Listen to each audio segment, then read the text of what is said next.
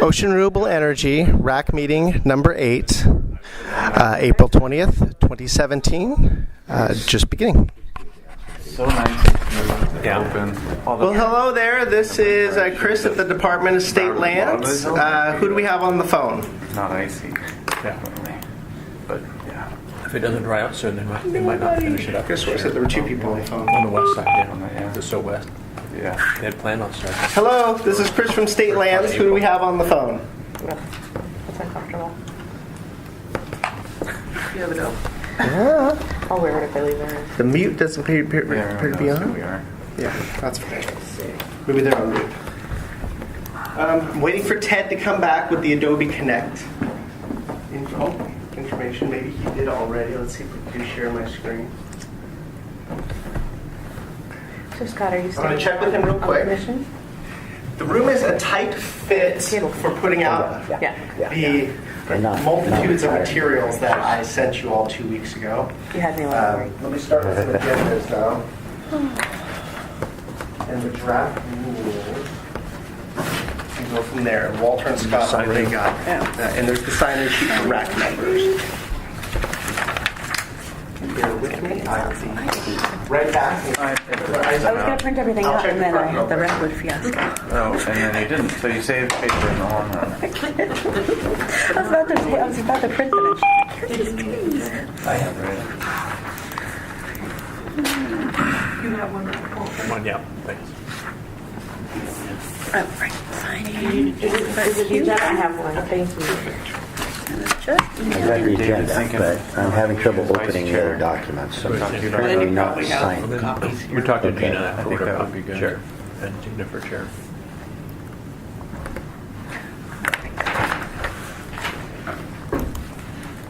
Hey, Andy, Yes. Scott? see you again? Yeah, it's a long time no see. Yeah, gee.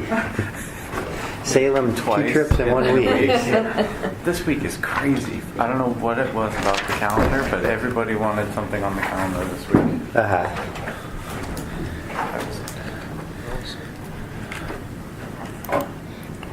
Probably had to do with the legislature. Everybody was worried about their bills getting in, and everything's, if it's not, wasn't heard on Friday, it's dead. Well, there was the OPAC meeting, there was the Rocky Intertidal Monitoring Workshop at the Post on Tuesday. How'd that go? I missed that.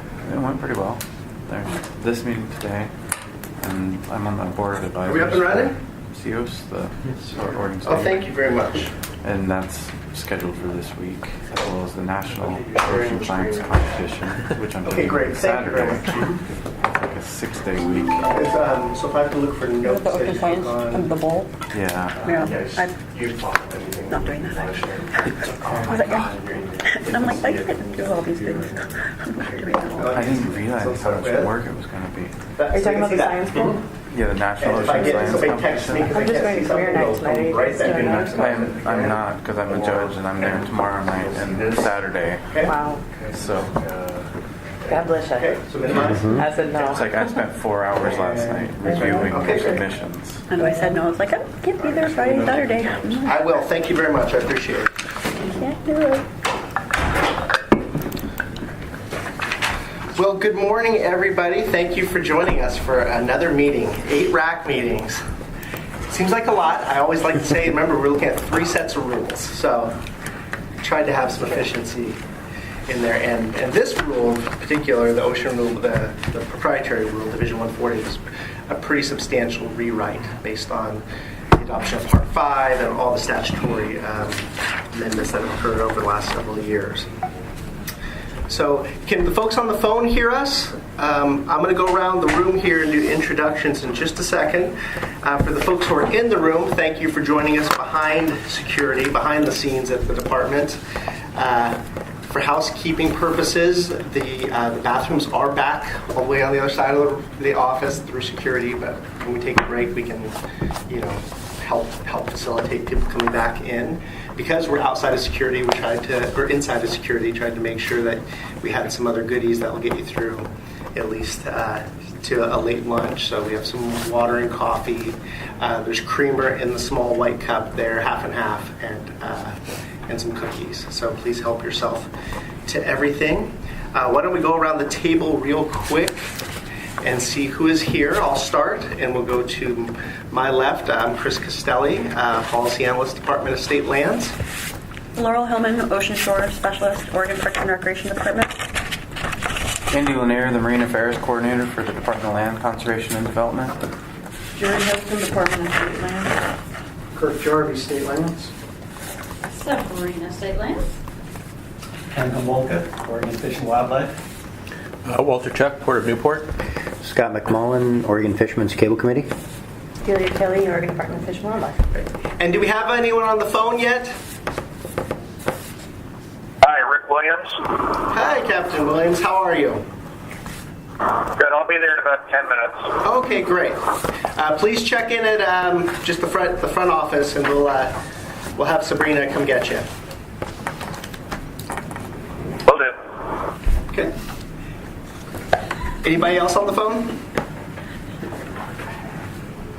Okay.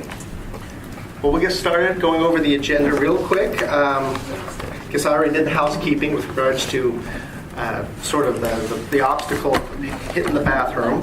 It's the biggest one. I'd like to go over what I'm hoping is our final draft. Remember, it's just a draft of the proprietary rules, Division 140, and really get any questions that the RAC members on the record prior to us finalizing that draft that we'd like to send out to public for public review and comments. Take a break, hopefully at 11:30. Come back with any, see if there is any public comment from anyone either on the phone or in the room. And Jerry, could you please help remind me that at least ask for public comment? I almost always forget till the end, until Julia reminds me, typically. Then kind of go over administrative fees and where we are with those. That actually ties into our rulemaking because we are establishing those administrative fees through rule. And hopefully you guys have the spreadsheet I sent you, but I have the printouts of it as well, both the application fees and then also, of course, the rent compensation formula as well. And then look at the notices, so the required notices that we need to file with the Secretary of State, both the rulemaking notices and our proposed schedule of both the public comment period and the public hearings and locations citywide, so you can think of that, and the fiscal impact statements as well. So with that, is there any questions? Okay. So I'm going to do a couple things here today. As we move through, I want to start looking at the clean draft of the rule. I have the red line version of the rule as well. I did highlight some sections that I still was looking for input on, but I did on the clean version because the red version is such a dog's breakfast. I wanted to kind of go off of that. And I also in my email sort of highlighted those points that I was hoping to get your thoughts and input on as well. So I'm going to go over that. I've set up just a Word document here that I'm calling conditions for now to be considered. I would like to kind of get the high level thoughts if you guys have things you'd like us to add or delete prior to this going out for public comment, instead of really trying to wordsmith it in the Word document right now, if that works for folks. So I'm going to try to at least memorialize that, because the next step would be for us to talk to DOJ about these and review them, and I hope to sit down with Matt, and if we have conditions, he can help us formulate what that language should look like in the rule. So that was my thoughts on that. And then before going over my points that I indicated in the April 6th email I sent out, I wanted to though open it up to you guys if there were other sections or areas you wanted to look at that you had flagged either since my email or not. So, Delia. yeah, so since your email, I just had a couple hopefully brief questions and comments in sections that you hadn't highlighted. Sure. But, can I just sort of interject those as we move through the document in sequence? If you would like to, Yeah. that's fine. Whichever you prefer. Okay. Yeah. Does anyone else have? Should we expect? Do you guys have other areas of interest that you'd like to flag? ahead of time, or okay? So I'm going to start with. Does that work for everyone back there? Yes. Okay. Good. So as you, I don't know. Actually, I can hand it out. Because I've got copies of it. So you might remember my email from a couple weeks ago, which had a ton of things attached. Because if I can't I have it. kill you with kindness and cookies, maybe I can bury you in paperwork 2 weeks prior to the meeting. Can't be helped. Obviously, the first thing I listed here was the laundry list of items we were attaching to this email. And the second list was sort of some of the areas I wanted to touch base on prior to this still going out for public comment and review. And the first one is, Jason's not here, Jason Bush Moet, but he, as a RAC member, I did have an opportunity to meet with him a couple weeks ago and go over the draft rules and sort of these areas of questions and concerns. And one of his was sort of, feeling like there was a lot of redundancy in the rules. I think we've made some changes to them to streamline and clarify. Got rid of all of the construction and maintaining and all of the laundry list of verbs we were using ahead of Ocean Renewable Energy Facility and went with what's in statute. There's a statutory definition of what an Ocean Renewable Energy Facility is now, sort of cleaned up the rules for that. One thing he pointed out is there's in several spots we talk about the list of things that you have to do or what under the statute. And the first one I wanted to note was right in the purpose and applicability. I have these 3 and 4 here that talk about the issuance of a lease or an temporary use authorization for a facility. Still obviously needs to get all its other federal, state, and local regulatory approvals, because it does. And also that you shall not commence until the holder has received this removal fill authorization and other required authorizations. So that's said a few times in here, and it's similar to language that is in 14036D, and then also which is policies, and then it's also similar to what's in 140. I believe it's must be 80 sub 11. So we can look at those real quickly here. I'll talk to DOJ about removing some of those. And in fact, I can tell you now, after I've read this a few times, I actually don't think it fits well into purpose and applicability. But I think it is important. Hello, Joanne. How are you? For anyone on the phone, Joanne just arrived. Although I think it fits well into policies here, because it is the policy of the state, considering it's in statute. So this is the one that I thought was similar to that, pursuant to the statute, a person may not construct, operate, etc. In a manner contrary to conditions set out in the authorization, and that you need to get your other authorizations, whatever they may be, and that we will, of course, incorporate the terms and conditions of the removal of fill permit into the lease or the temporary use authorization. Hello? Yes. The one thing about having it at the front in the purpose, it defines the expectations. Mm-hmm. It says there will be conditions, and it sort of sets that up. Down here it says conditions will be included, shall incorporate terms and conditions, but that doesn't really necessarily state that there are going to be conditions. There's a small nuance there, but to me, having it up front makes it pretty clear that any kind of an authorization is going to be conditional on these things, which are going to happen. I mean, that's not an option. Yeah.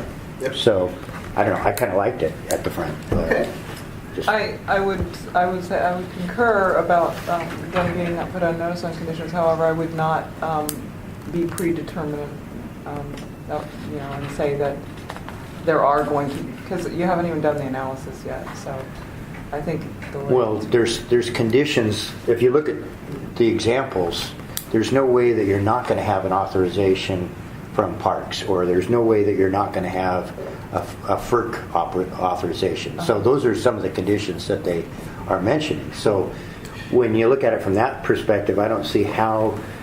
I mean, I understand your point, Yeah. Joanne, and if I thought that was the case, but when I looked at it, it sort of makes it clear that there is no case where we're ever going to have an authorization without some conditions, being that we're going to meet the other, you're going to get the other permits and authorizations you need. Including that the statute states that, the conditions of the removal fill permit will become conditions of the proprietary island. So the thing we're just talking about, Joanne, is that Jason, I think, brought up that this is mentioned several times. So I'm just going through the 3 times and trying to see if maybe we can streamline it once at least. Exactly. Yeah, I But agree we're just with that. discussing, Okay.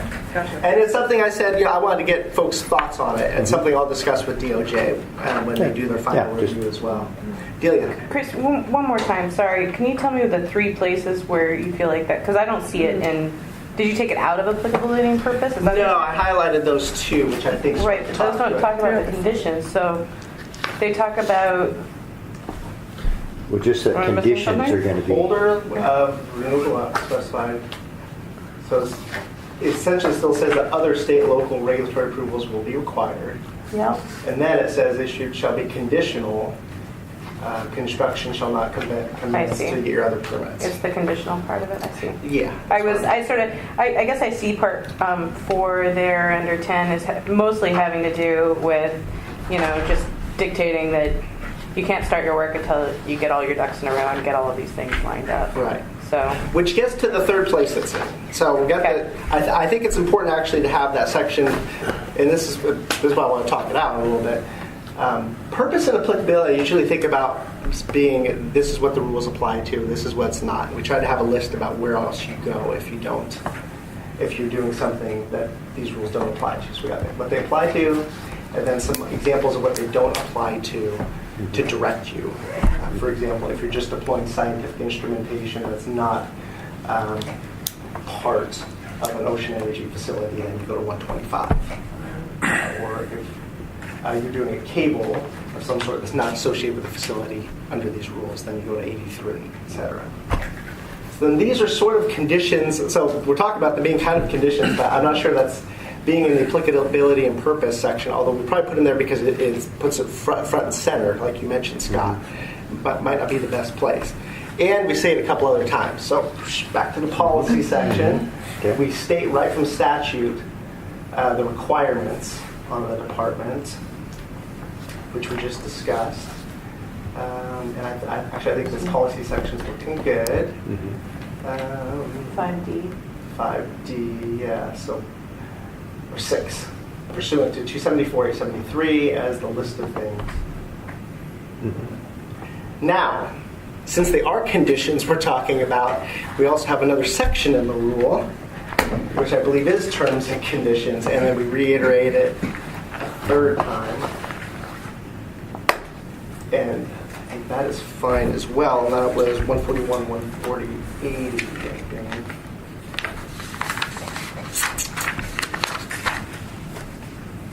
General terms and conditions, and I said it was sub 11.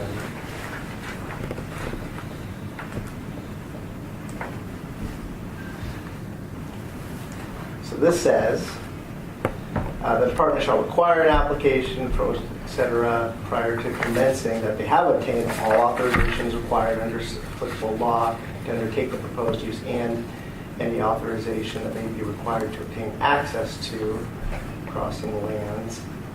And then pursuant to 274, 873, the department shall incorporate the terms of the renewable fill permit. So basically, I see these 3, well, they're not all totally the same, they're pretty similar. I was wondering if there's a place where we could maybe cut a little bit of the fat off of this rule. And I think we've already done a lot of fat cutting off of the rules. And my thought that I would probably discuss with Matt when we go over our final review of the final draft would be that maybe yank it out of the purpose and applicability. And you have the policy statement that states the statute, And I think that's important for people to see, including us, our staff, when we go back and look at what's really important for us to do. And I think an applicant probably will want to look at in the terms and conditions, a sort of, if I get an authorization, what am I going to need? What are at least the standard terms and conditions going to be? Yeah. So with that said, I'd be happy to take more thoughts on that issue and memorialize them if that doesn't make sense, or if you still like it in the first part. Well, I like the fact that it was in the front part. It made it very clear. Just as Joanne pointed out, maybe there's developers coming into it with the idea of, well, I've got a real simple project. There may not be any other conditions, but just for the applicant to understand, well, there always is going to be these certain sort of basic conditions of having your other authorizations. And maybe it doesn't need to be at the front, but I like that verbiage that gave those examples of parks and FERC and stuff, so that it's real clear. I think it provides clarity to an applicant, is all. So whether it's in the front or moved somewhere more appropriate is fine, but I like the comment. I was going to say something similar to what Scott already said. Chris, this is Rick. Yeah, is your tent up? Yeah. Yeah, my tent is up. Okay. You've got Laurel and Delia, and then you. Are you coming in the door? Is that you need a hand? No, I just want to make a comment. Okay. I'm gonna let Laurel go, and then Delia. What I noticed was different was those specific examples, and we had requested there be somewhere in there to put the applicant on notice that they would also need an ocean shore alteration permit. If we remove it from that front part, it's not otherwise stated somewhere else, as far as I can tell. Yep. So as long as that was moved down into terms and conditions as an example, Okay. then it wouldn't need to be in the front from my perspective. But I just wanted it in there somewhere so that they knew that that was a requirement if they were going to cross the ocean shore.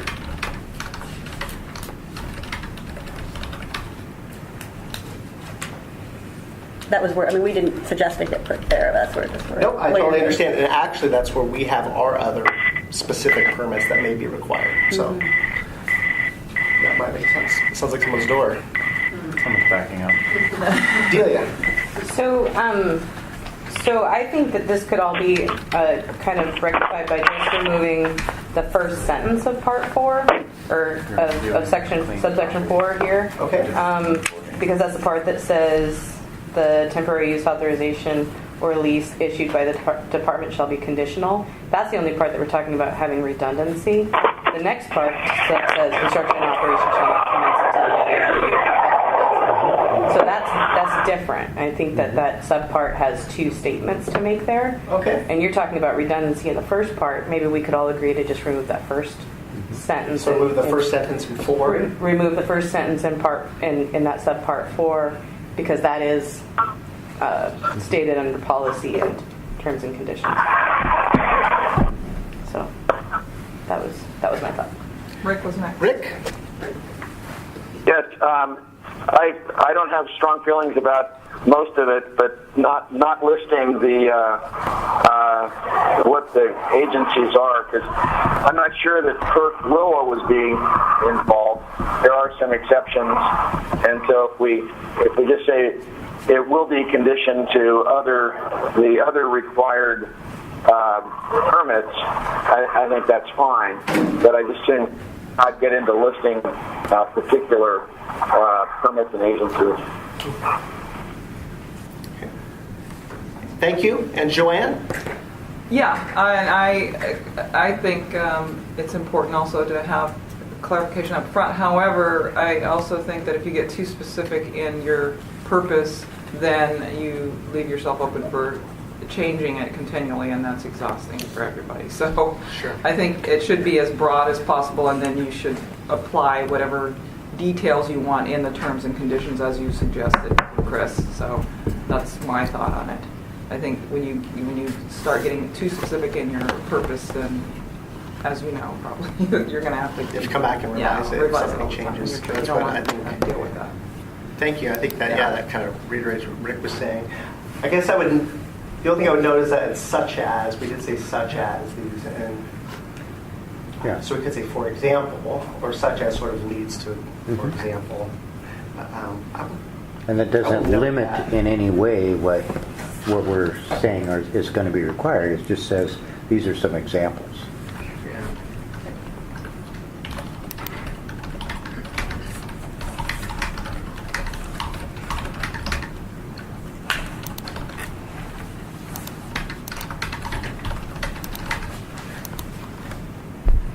Achieve the rest.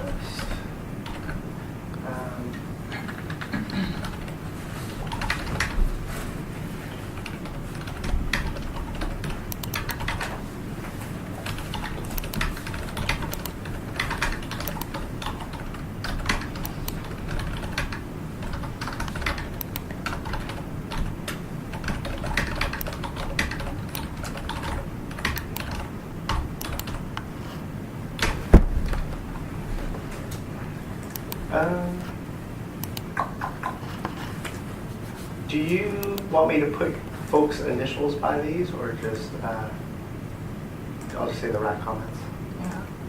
Correct comments. Supported.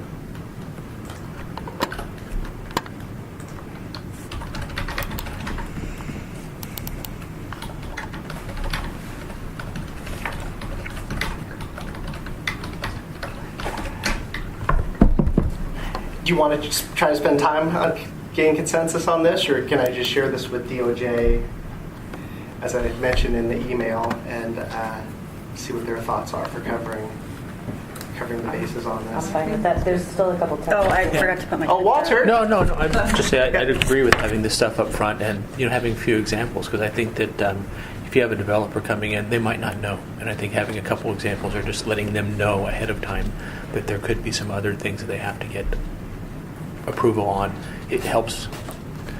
Because we're all very used to dealing with this stuff, but someone coming into the state might not be used to it, and it just gives them a heads up. So Sure. Thank you, Walter. I appreciate it. Thanks for getting my attention too. yeah, that's okay. I'll throw a cookie. Jerry, and I'm going to ask, not to put you on the spot, but you are the one who will have to administer these, one of several people, as we move forward. Do you have any thoughts, one way or the other? Do you think having it in a couple different places adds confusion, or? I don't think so. Okay. Because people always skip around when they read through the rules, so they may skip that section and only read this part, and then if you have it in several places, you're covered. So it always seems like we repeat a lot of information, but I think that's one of the reasons. Okay. Yeah, that's why I thought at least it was important to have it in policies. I think it's important in policies for challenges in particular. And then I thought it would be important to have. Hello. Hey, Justin Clore. How are you? I'm fine. Good. Welcome. That's what I thought, and certainly my thoughts were that if I was a prospective developer, besides looking at application requirements, pretty quickly I'd be looking at what terms and conditions are likely going to be in. Okay, well, I will keep that on the table for now, and it'll be one of the points I will talk with Matt DeVore about. He's our counsel when we do our final review, unless anyone has just complete objections to that. Okay. Folks, for folks who came in late, I think we have some sign-in sheets here. We have a lot of handouts. The room's a little tight, so they're all in a box over here.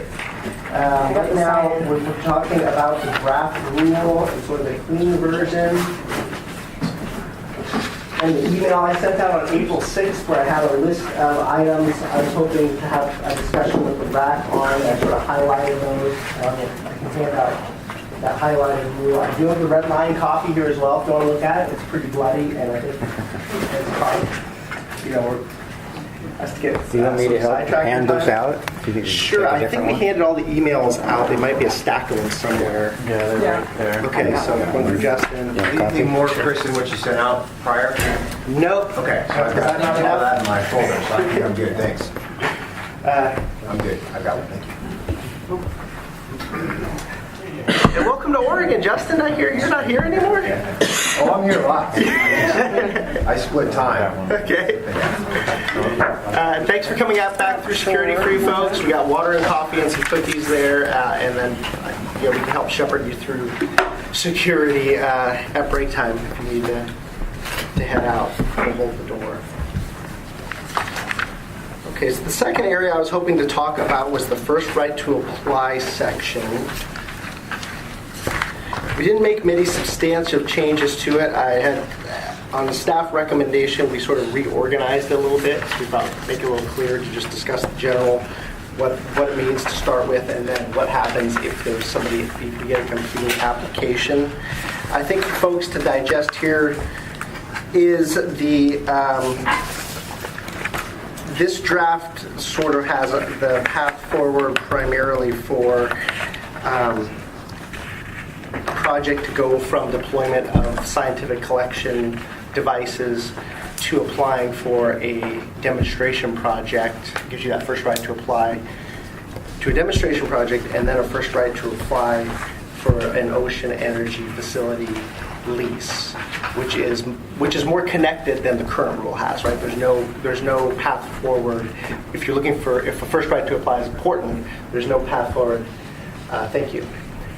Right now for deployment of scientific instruments to a demonstration project to a lease. There's just the first right for the demonstration project to a lease. So we're trying to make that full connection.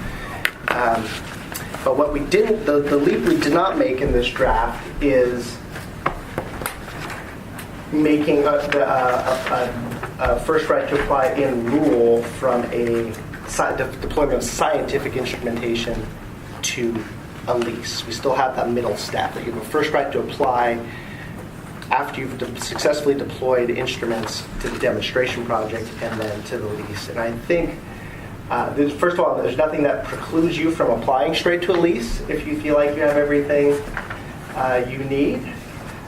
But we felt like after the long deliberations that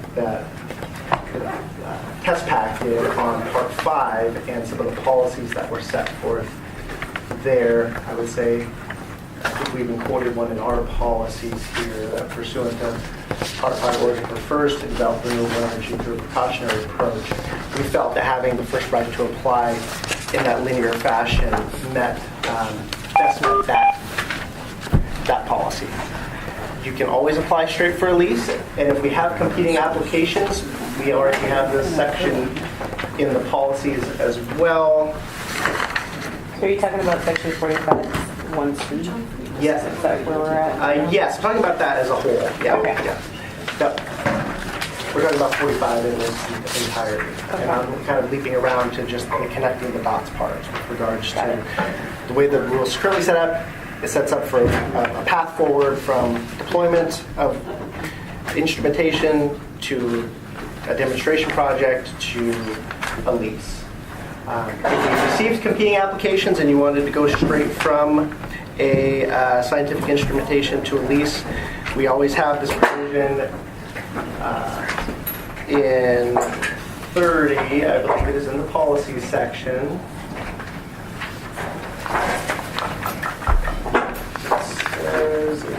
Yeah, it's in the policy. Where is it? Sub 7, I might say, but it's not.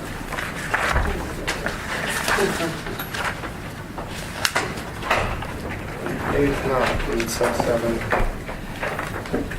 If more than one application for an authorized area is received by the department for the same or conflicting use, the department reserves the right to determine which proposed use best fulfills the policies specified and accept and proceed with the application and deny the others. So it's not as strong as a first right to apply.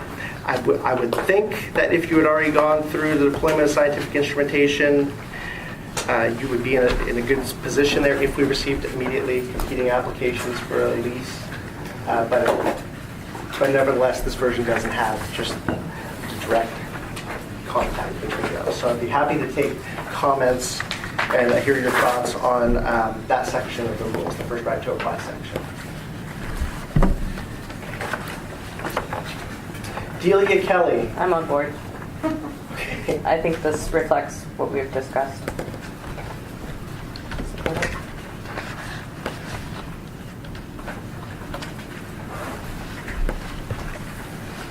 Yeah, I'm supportive as well. I think it promotes the idea of phased development, which is specified in Part 5 as one of the goals. Okay. I'm good with it. Yep. Oh, okay. And for some of you, Jason's not here from Wave Energy Trust. I did meet with him a couple weeks ago to go over the draft rules. He had some other suggestions, which are in my notes here, but he didn't have any comments on the first right to apply section as written. So, okay, I'm going to be straight. Give me 1 second to make a quick note on that.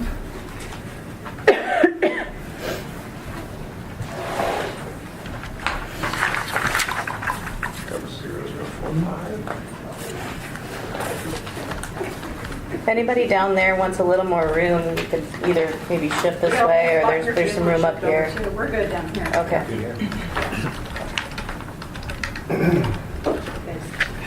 Jerry, I'm going to keep pestering you just a little bit. How do you feel about the first right to apply section? I know you had some input on it, and it's any challenges you might see or your thoughts on administering it? If we have to have one, I think it's okay. Okay. I've tried to get, obviously, it's important. We have a number of stakeholders we're trying to work with here, and some of us, our staff and how they're going to make this all work 2 years from now when we get an application and maybe everyone's gone and they're trying to just go use the rule as the guidance. So I really appreciate both Mike and Mike de Blasi and Jerry's help with this. Okay. Charlie, welcome. Slipped in here. We're getting a full room here. If anyone needs materials, I'm still kind of working off of the bulleted list I wrote on my email and the draft rule. I have a ton of I have all the handouts that we sent out in our April 6th email over here, and I can sort of distribute them as we go through. Yeah, I'm going to need them. I planned on opening the documents, and they're not opening for me, so. Okay. And for everyone, we did a little housekeeping earlier. We do have public Wi-Fi back here. I don't know if it's working or not. It's DSL_wireless public. You'll find it, and then the Wi-Fi password is LANS, and then DSL.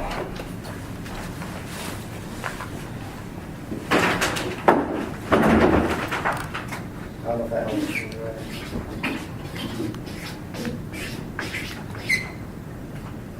Capital L and then capital DSL. That's not blocking the screen for everyone, is it? Okay. Rule here. Okay. Another sort of action item area I would say is 14050 sub 1. This was a RAC suggestion. Being the RAC member I mentioned earlier, couldn't make it, but I met with here with regards to application fees. So I highlighted it here. This is the we can talk about fees more, but this is a change to the draft rule. It's a very slight change to the draft rule, talking about the application fees for applying for a ocean renewable energy lease.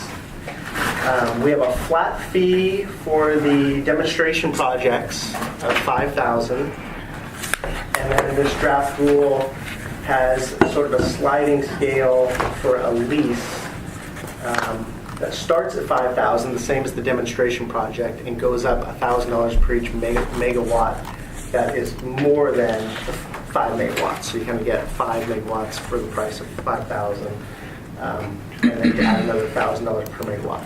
This example came right out of the hydroelectric statutes, is where we took it from. The hydroelectric statutes had a cap at $100,000, so 100,000, so a 100 megawatt project, or let's say a 200 megawatt project, the application fee would be $100,000. We had a RAC suggestion that we don't cap it. That if it's 150 megawatts, that the application fee continued to go up, assuming that a very large project is going to take a lot of agencies' time and effort and a lot of public outreach, and best solution might be for the agency to hire a facilitator and somebody, maybe even some legal person to write all the findings and conditions that would end up going to the land board. So that was a suggestion. I think the odds of us getting a project that is over 100 megawatts is very slim, certainly within the 5-year review window of these rules. But that was a suggestion. I wanted to, obviously I wrote some of the notes down in the email about what the fees will be used for. I wanted to open that up to any questions or thoughts from the RAC. And we'll take Joanne Oswald. Just trying to differentiate between the A and B. You have non-refundable for a temporary use authorization, and then you have non-refundable for ocean energy facility lease. So why, I guess I understand that the first one is 5,000 flat. Why would the second one not be a flat fee also? Especially if it's non-refundable. Mm-hmm. It seems to me that the application processing would you would have a flat fee for a non-refundable. Is typical, not a continually accelerated processing fee. That just seems weird to me. Mm-hmm. And I don't know what the rationale. I understand the process, although Sure. that process, as we've discussed, should be capped by timelines and and tied to actual requirements that you're reviewing, and not extraneous stuff and drawn out stuff. So I think that given that the process should be clearly delineated, the fees associated with the process should be clearly capped and delineated as well. And that certainly the non-refundable part should be a portion of that total, not the whole. That's my thought. I'm going to capture. I have some thoughts on that. Let me just get this up and running here.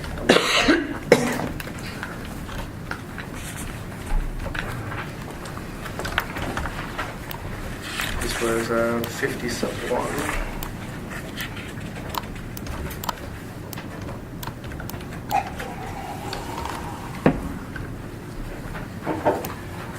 Let me just say, I kind of viewed it as being a flat fee. I think the other option, so a developer should know the cost of the administrative fees ahead of time when they submit the application, because they know how big the project is going to be capacity-wise. I actually thought this provided some certainty as opposed to cost recovery, which I guess we would bill on there are some different examples about how you may do that. So I thought it would actually, so I kind of looked at it as a flat fee. Sure, there's a scalar, but it's not like you don't, like it's nebulous. If you're going to put in a 20 megawatt project, you can look at the rule and know that your application fee is going to be 25,000. Actually, no, it's going to be should be 20. 20. 20,000. Because you get the first 5 free. First 5 are free. Well, free. Included. Yeah. But it's equal to 5,000 plus each megawatt above that, so 15. Except- That's 20. Okay. Yeah. Well, like I said, we don't have a lot of experience. This is, so we took this right out of a different statute as an example. There were some other examples with cost recovery. What you made a good point on, though, is the non-refundable. Well, you made lots of good points, Joanne. I'm not trying to say No, that's fine. No, I understand that your intent was for it to be a flat fee, but given you're indicating that I can't even envision, and that's a good statement, I can't even envision us getting anything above 200, then really you can be more specific in the flat fee rather than going into the dollars per megawatt or whatever.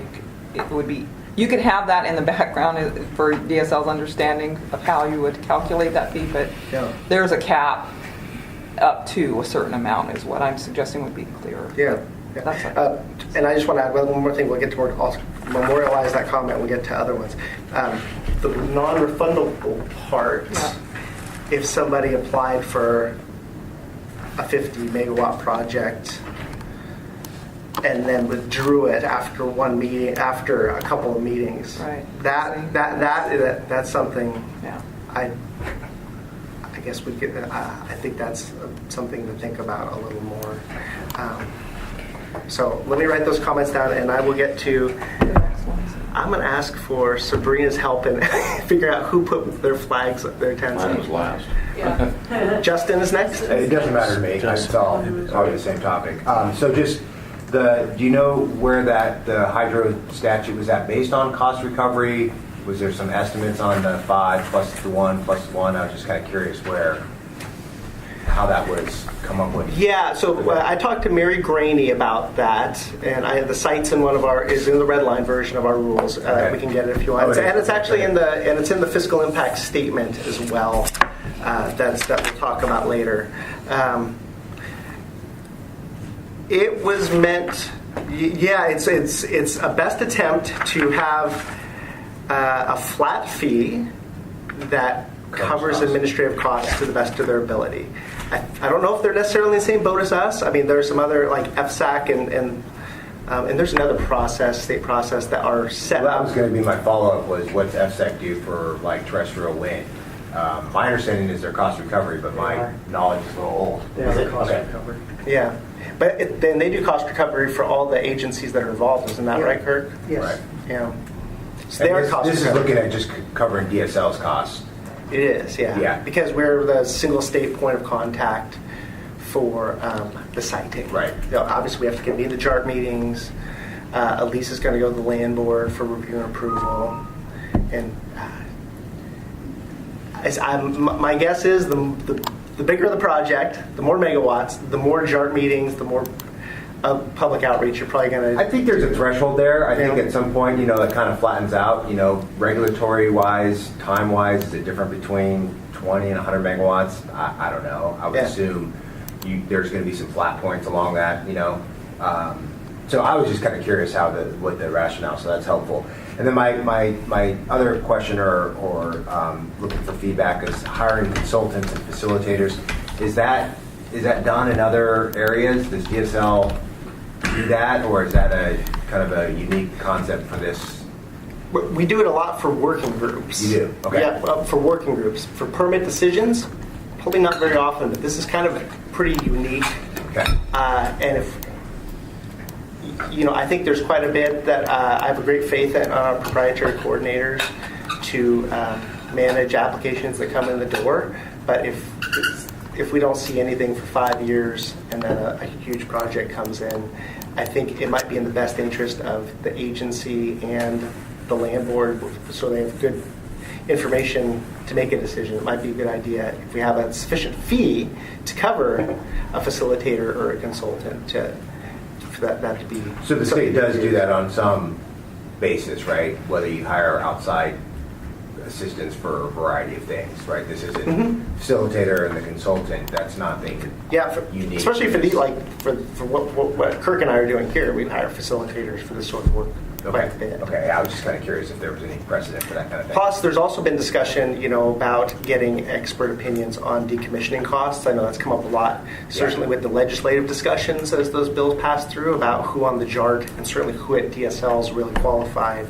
No offense to anybody at DSL to really evaluate the marine construction environment costs. And that's kind of what I was getting at is where does that expertise lie? We don't need to discuss it much further, but that could cut both ways, right? I mean, obviously you want someone in there that understands and has that expertise, and that would be up to the state to make sure the right people are in the right positions to move whatever objective it is.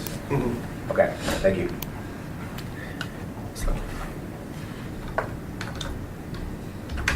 That's a good question. And then, Joanne, yours wasn't scalable. You thought this was. I thought the fees written wasn't. I think that it should be capped. It should be capped. Okay. And based on what the current vision is now that you just stated, it probably won't go above 200. So why have the confusing calculation? And the point of whether or not there's actually more work attributed to a higher per watt versus doesn't seem correlative necessarily. You say 200, are you talking about megawatts? Yeah. That's what Chris would check out. Yeah. Okay. And Justin, did you have a comment you wanted me to capture? No, I don't think anything Just needs to questions? be memorialized. Yeah, I think I was just trying to understand a little better. Thanks. Okay. Should we just go with Walter? Let's go with Walter. Sure. I would support the 1,000 per kilowatt or megawatt just for the agency recovering its costs. We don't know how much these first few are going to cost, and so I'd rather err on the side of caution and then have the agency come up short on what it might cost to go through these processes. And it could vary. I mean, if you have an underwater devices, you might not have to do as much outreach. But if you're talking 100 windmills, you're going to have to go through quite a bit, and so you need to make sure that you err on the side of caution and that you get a few of these under your belt before you cut yourself too slim on your budgets. So, Thank you. Chris. Oh, sorry. Kirk Jarvie. There's water and coffee. Chris, the only other thing I'd add is you have a 5-year review, and if it turns out they're too high, you can always lower them, but you can't ask for more. Not very easily. Yeah.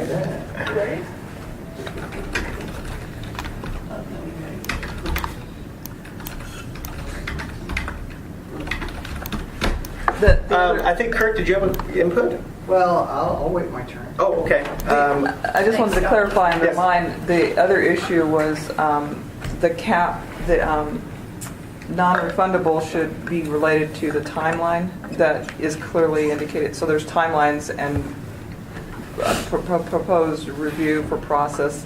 I think it should be correlated to that.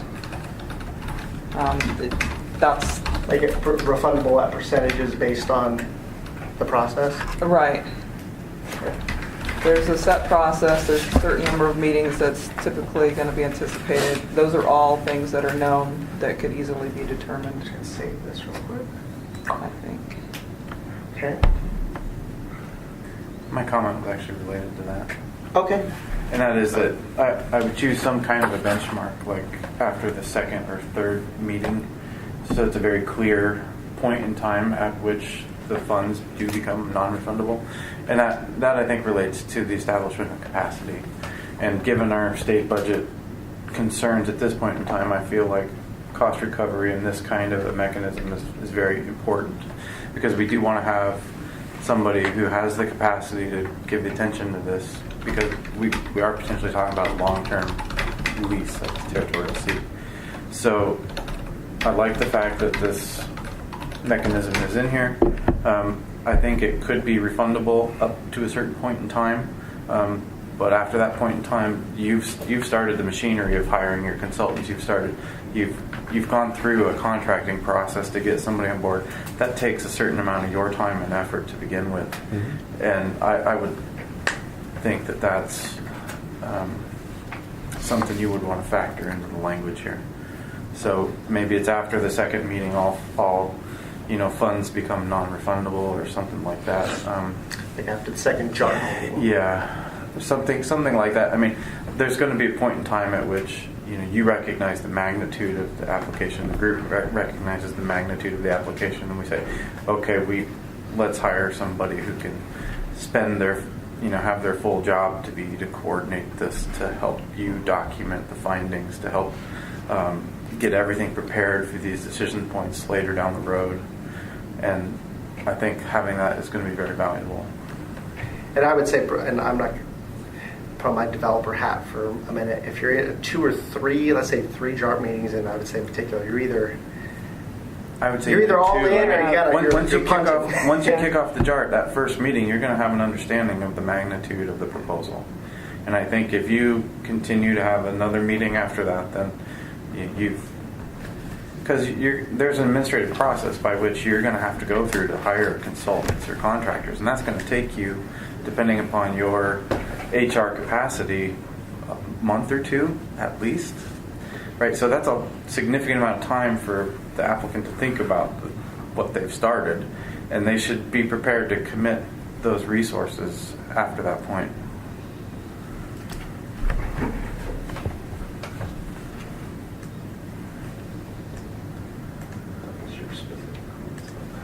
Okay, great. Scott and Delia, and then Rick, and then Charlie. And then Kirk, and then Charlie.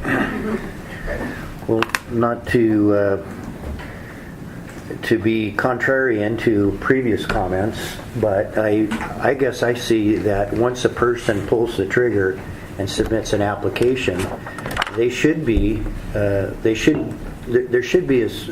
level of professionalism that says we understand what we're doing and we're going forward. So we're talking about cost recovery. Just to even have one JART meeting, there's a certain amount of effort put in by not just your agency but a number of other agencies. And I guess when I look at this, I see I totally understand, and I really get that it would be great to have a developer have a good understanding of what the costs are up front. But when I start thinking about facilitated meetings, things like that, the costs, I'm more concerned that the amount listed is not enough, that maybe it should be a real cost recovery for the agency, and not just your agency, but the other agencies that invest time.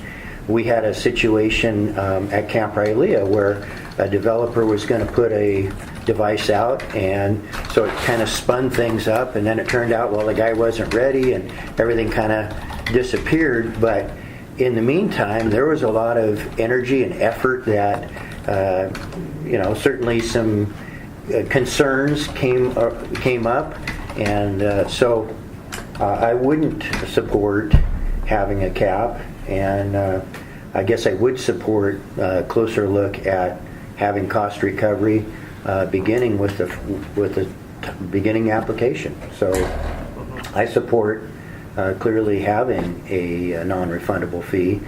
Once a person pulls the trigger, they need to be professional enough to say, we're doing this for a reason. We didn't just wander in and decide we'd throw an application in and see what happens. So. Yeah. One thought, just as we're sitting here, we have a flat application fee for a demonstration project. Granted, smaller project, but we know we're going to at least have to get one JART meeting with that. And this is something to kick around, and we're going to discuss fees a little more later too. Is that maybe if you were looking to make a portion of it refundable, that after that first JART meeting, if an application's withdrawn, that they get anything over the $5,000 back.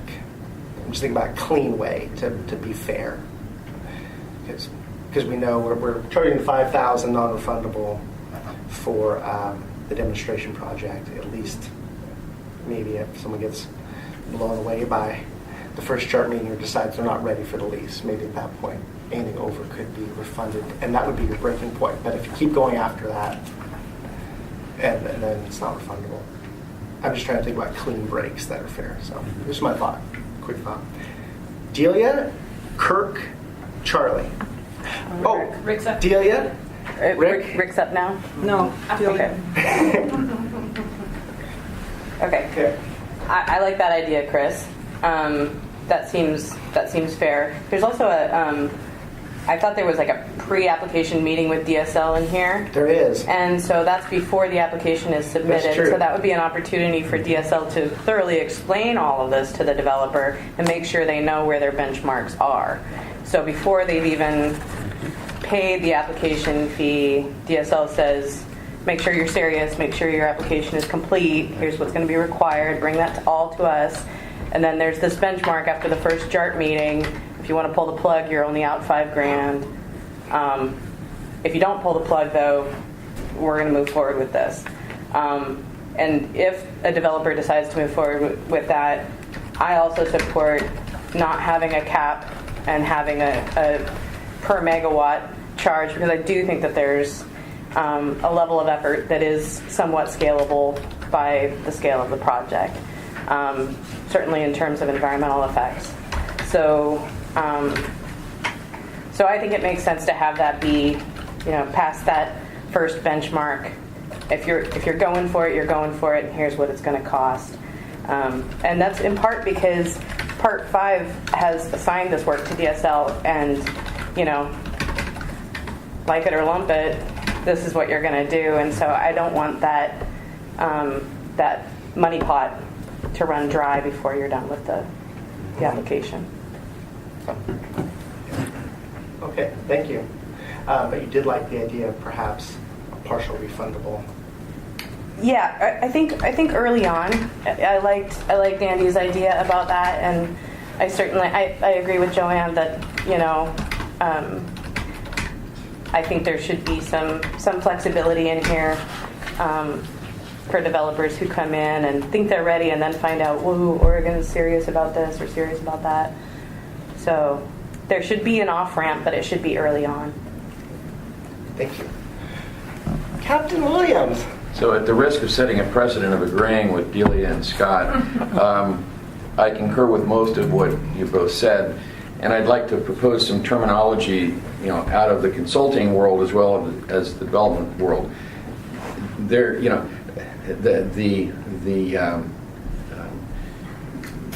the English version is we got to be clear when the meter starts, and I'm not sure that we are yet. We have talked about preconditioning by before a application will be accepted. It should go through the Kaizen joint agency meeting for overall information, and then there should be a scoping meeting, which I think is what Delia was referring to, a scoping meeting with DSL and other stakeholders explaining what's really involved here, because the gentleman from Berkeley clearly didn't have a handle on that. And then the terminology we could use is a stage gate process. That the stage gates are the joint agency meeting for overall information, a scoping meeting with DSL to fully understand what's involved, and then the non-refundable $5,000 application fee through the first JART. And then after that, what's the timeline that we think this will all take to awarding a permit? Is it 6 months, a year, 2 years? What are we thinking? Well, I'm glad you asked that. We have a memo on that, and we have a flow chart that we can go over. I think we've developed a pretty good process of what you're stating.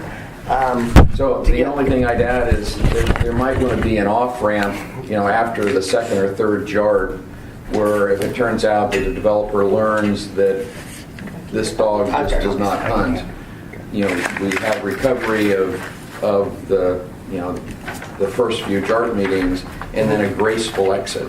So I think allowing a graceful exit for everybody might help us get the right partners without I'm going to have to go back to my investors and everything and say I lost this money. Well, there was an exit gate after the third JART meeting or something like that. Mm-hmm. Okay. Did we say it was Kirk, and then Charlie, and then Scott? Right now. So 2 comments. One is maybe just a reminder, Chris, for the RAC, or actually the RAC doesn't have this. So Senate Bill 319 allowed DSL to explore with you creating a new fee structure for removal fill permits as well, associated with those renewable energy devices. Because we do anticipate that those fees will be, those costs that will incur will be above and beyond our current fee schedule for removal fill permits. Our current schedule ranges between $0 and about $1,100, depending on a bunch of factors. It's hardly complicated.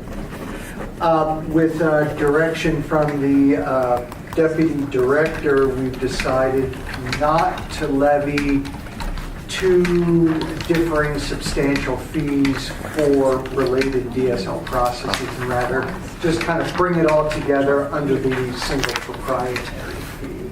So do keep in mind that this $5,000 plus $1,000 per megawatt is also helping offset the removal fill costs that will be incurring as well. Not that you all needed justification for that number, since you're comfortable with it, but regardless. For those folks that are commenting that a cost recovery based model might be a good idea, I will just note that At this point in time, DSL is not set up as a cost recovery sort of agency. It would require some substantial administrative changes within the agency to run a cost recovery-based process. Thanks for clarifying that, because I was going to comment on that. Okay. Because BLM has that system, but we don't, and you guys don't. Yeah, we don't. Yeah. State agencies are for public service, not cost recovery. And we still have 40 minutes this afternoon on fees, but yeah, I was hoping we would talk about that later. That's okay. I brought up the section. Well, actually, Jason Bush did. Thank you, Jason, wherever you are. And we can. That's fine. These are great comments. I have some. I think there's some room to work on that a little bit. Is it Charlie and then Scott? I think Kurt kind of answered my question with respect to cost recovery. Yeah. So I kind of wanted to better understand. Yeah. Well, we don't operate more like a business, but Because we're not. Although if you thought we should explore that for our 5-year review, you wouldn't be the first RAC to do that. When we had our Portland Harbor rules, we did our Portland Harbor Superfund rulemaking, that RAC. So, and we had a lot of Port of Portland people on there, and City of Portland people. And I think, City of Portland, I think must do some of cost recovery. They were like, why aren't you doing cost recovery? It's like, we're just not set up to do it.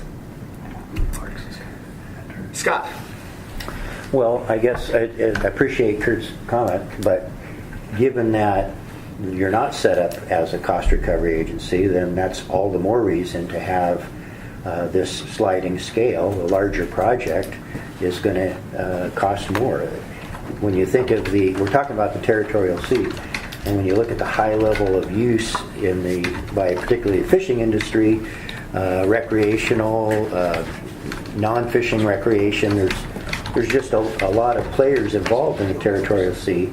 It's hard to imagine that a bigger project isn't going to be more work in terms of engagement, comments, everything, outreach, the whole thing. So I know that a number of us in the room do consulting work, and I know it's common to maybe have a preliminary meeting with a client that's sort of a free of charge. You kind of discuss what things are, but I would doubt that any of us that are involved in consulting do just say, well, we can go three or four meetings and we'll do all this work, and then we can just you can get away with that without any charge. Just that isn't the way it works. The meter starts running when you agree that you're going to start a project. So I just think, I know we're talking about a state agency, but given the state of the state's budget, I think it makes sense to be prudent, and I guess I wouldn't support anything beyond the first meeting. Delia points out correctly that an applicant at the first preliminary meeting before the application goes in should have a pretty good understanding of what's expected. So it's not like they don't know. They should know. So. Can I agree with Scott here that there are some natural exit points. There's the initial outreach that should fully inform. Pre-application should really get the point across. I think shock and awe is appropriate, where the full application fee is charged in the formal application process, just to make sure that we've got a serious partner. And then there's some natural flow points. After the application goes through the initial review, if there's a deal killer, then the $5,000 was non-refundable. And then the other flow point is applicant is given an opportunity to respond to comments and make alterations to the proposed project. That's a natural place for an off-ramp, and maybe half refund at that point. Because after you go beyond that, you're committed. And you might have a facilitator engaged in a two-part task. You engage them, and it's a part one, part two. You go through part one. You've committed to the hiring process and the facilitator. But at this point, if the applicant sees that we've discovered a deal killer or a fatal flaw, then the facilitator is not retained for part two. and you give the applicant half of their feedback or something like that. But I agree, we need to make sure that they understand there's a whole bunch of people spinning up on this thing, which is why we essentially got Marcus to pull his application last time, because he really didn't understand the machine that he was starting. So how does that sound? I'm going to add, we have Joanne and Charlie's 10 up. Yeah, I just want us to keep in mind that the background of all this is public.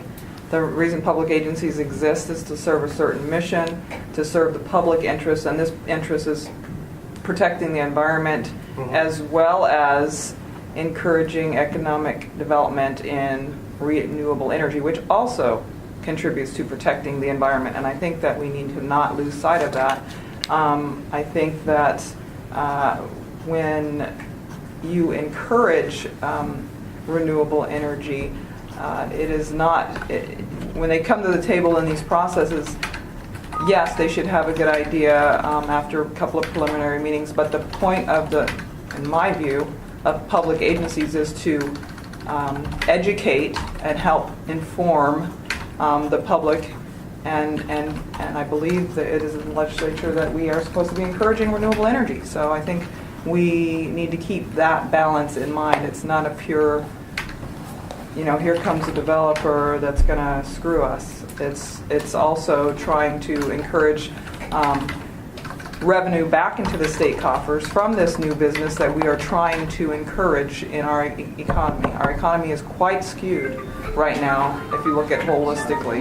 We don't have nationally a lot of manufacturing anymore. It's very heavily skewed in the service sector and banks and financials, and that is not sustainable economically. So I think we need to keep that in mind.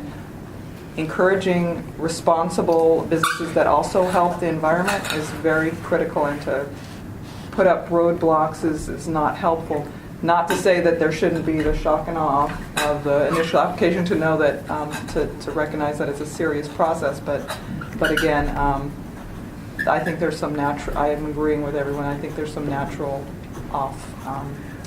exit areas where they can have responsible. And I agree. I just want to take a few more on these because I have a few more items. Believe it or not, we are plowing way towards the 80 minutes we had for going over these items from the draft rules. And we have 40 minutes in the afternoon for fees, or 40 minutes after the break for fees. And we've really been tackling into fees. I'm going to highlight this for now. We'll see if we can get there with something that's correct in its version. Because actually, I think based on this discussion, maybe we've gotten a couple of things to think about.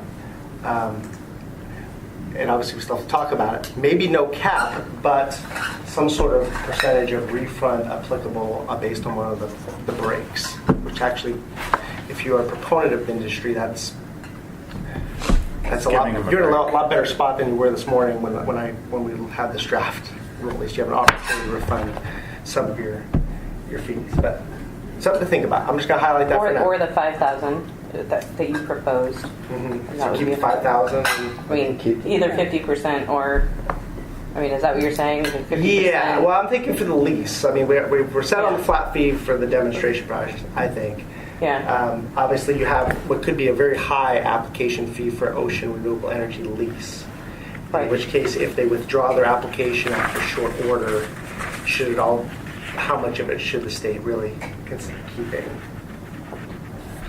I'll write lease application fee proposal. So that means a refund of less than the 5,000. So if I give you $100,000, yeah, and then I back out, I thought your proposal was that I get 95 back. It actually was, but then Rick said 50%. No, but I said 50% after a certain number. He was talking about 50% at this point in your flow. So 5K to meter starts, 5K minimum. You get and you can back out after the first round of comments. But when you get to this point, and you either have to modify your project to meet the comments or exit, that's the 50% point, not after one JARD meeting. Oh, okay. Yeah. Maybe we can circle back to something. Sorry. Yeah, let's do that. Yeah. So refund. So it was a non-refundable $5,000. After $5,000. Yeah. And this is where DSL is finalizing the authorization. An applicant is given an opportunity to respond to comments and make alterations. Yeah. There you go. So it would be half of the remainder after the 5K. Yes, sir. So yeah, refund excess of 5K up until one JART meeting and one public comment period. Up until after one chart meeting and one? Yeah, Is that what we're So doing? after one JART meeting, yeah. I thought it was refund 50% of excess. That Well, would be that's what- after this. That's after they respond to comments. They either Yeah. withdraw there Yeah. or At respond the to comments. response to comment block, the stage gate there is respond to comments, modify as necessary, or exit. Those are the three choices at that point. The flow chart is excellent, but very helpful. Oh, thank you. Thank you, Yeah. Sabrina. I asked for that like at a second meeting. I need a flow chart. Refund excess of $5,000 up until after one JART meeting and one public comment period. So, And then- again, what I said was the 5K is non-refundable. Yes. Okay. And then after the first JART meeting, there's an exit ramp. Yeah. And then after the applicant is given the opportunity to respond to comments, make alterations, or exit the proposed project, half of the fee is refundable. Okay. Are we still in the pre-application process? No, we're in the No, application. that's in That's the the formal. application process. We're in the application. So you have a JART meeting in the pre-application process? Yep. So that would all of the, is the initial 5K, you haven't gotten any fees until the application? No, we have You collected 1,000. all. You got 1,000, so is 1,000 sufficient for? For that preliminary I think so. Okay. It's going to cover our cost to disseminate the information, convene a JART, have the meeting, disseminate whatever information the applicant is bringing forward, and Okay, and staff time. and then, okay. I think it is. I think We that's can- about regular application fee. Well, that's what matters, your agency. Yeah, yeah. Okay, we can wait until. And then the JART will give guidance on, what should go into the all the documents required in Part 5 and waive requirements as necessary, or if things are not applicable, things like that. Looks like Charlie's going to say something. Well, yeah, I just wanted to follow up. I like Rick's proposal. I would like to make sure that the agency doubles down on that and understands that that's appropriate for recovering your costs. Because like Scott and others have mentioned, I really think it's important that the agency is able to recover your costs in this. I also don't quite understand what the Joanne comments were with respect to that interest in a cap. I mean, if I want to build a house, the cap is how big I want to build my house. I can't go to somebody and say, well, I'm not sure if I want to build a 5,000 square foot home or a 200,000 square foot home, but I want you to give me a flat rate. So this, to me, the size makes complete sense. The one caution I have around that is that areas in the ocean, no matter how big or small they are, could mean something very different to different ocean users. And so you should be careful with that number because you don't know whether you're opening up a can of worms over a postage stamp or over, half the state of Oregon. So I've seen this happen enough times in the ocean where I was like, oh, nobody cares about this little spot, and then It's not true. not true. Yeah. There's plenty of people that Same care thing. about it. Yeah. I tell you what, thank you.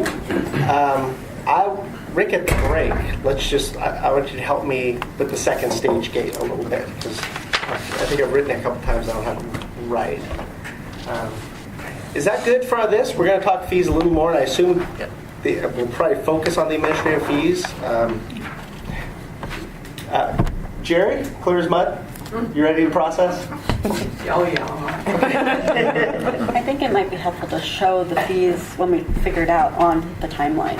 On the flow chart, because that would help everybody get where. I think people have been I've been scribbling down where I think it goes, but been scribbling, but I think that would help on visual. So I think if we just said, this is where the $1,000 pre-op fee comes, this is where the non-refundable point is, this is where you get 50% Yeah. back.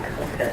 Sounds I just think good. that's the way to see it. Well, I will put the flow chart up at least on the board when you get the fees, and we will work off of that. At least my thoughts, and then we can let other people go up there. Just remember when you go up there, if you touch the screen, you'll tweak it out because it's just a big iPad. So yeah. Just a few other things, and actually Otto's not here. He was I'm going to go to. This is in the application section, 60 sub 8. 60 sub 8. Application review process. So Otto talked about findings and minority reports when it comes to the JART making recommendations. I don't know how to do that without writing like a new section. If you want it in rule, there will be findings when we come up with an authorization. There'll be a land board agenda item that states what's happened, and everything that if we have JART recommendations and comments and specific stakeholder comments as well, they all become part of the record. So I just added the sentence this. We already had this in the rule part of it. This is nothing in these rule prohibits or limits a JART member's ability to provide their individual comment on an application to the department or the land board through the public comment process. And all comments received during the public comment period become part of the record. So they can be part of the findings. They certainly gives you standing if you don't like the agency decision to appeal. So that was just one sentence to clarify without trying to write like a section on minority reports and findings. If you folks want something like that, I'll work out with DOJ. I don't think it's something to do right here. So any thoughts on that? Okay. Thank you. First, I just heard from Delia and Joanne. They support that. Thank you. Anyone else have comments on that? I have no problems with it. Okay. In there. That's I mean, good. it's kind of Okay. that's kind of standard. Yeah. Anyways. Sounds good. Thank you. We'll let you know on that. I'll just get that on the record. Can I insert one of my, sorry. Please. So I mentioned at the beginning that I had just a couple things Yes. to add, hopefully quickly. Under 71B, Compensation section, B. compensation section. So A talks about research and demonstration projects and includes when the energy facility is removed. And then B talks about the temporary use authorizations, but you took out the part in there about the project being removed. Was that intentional?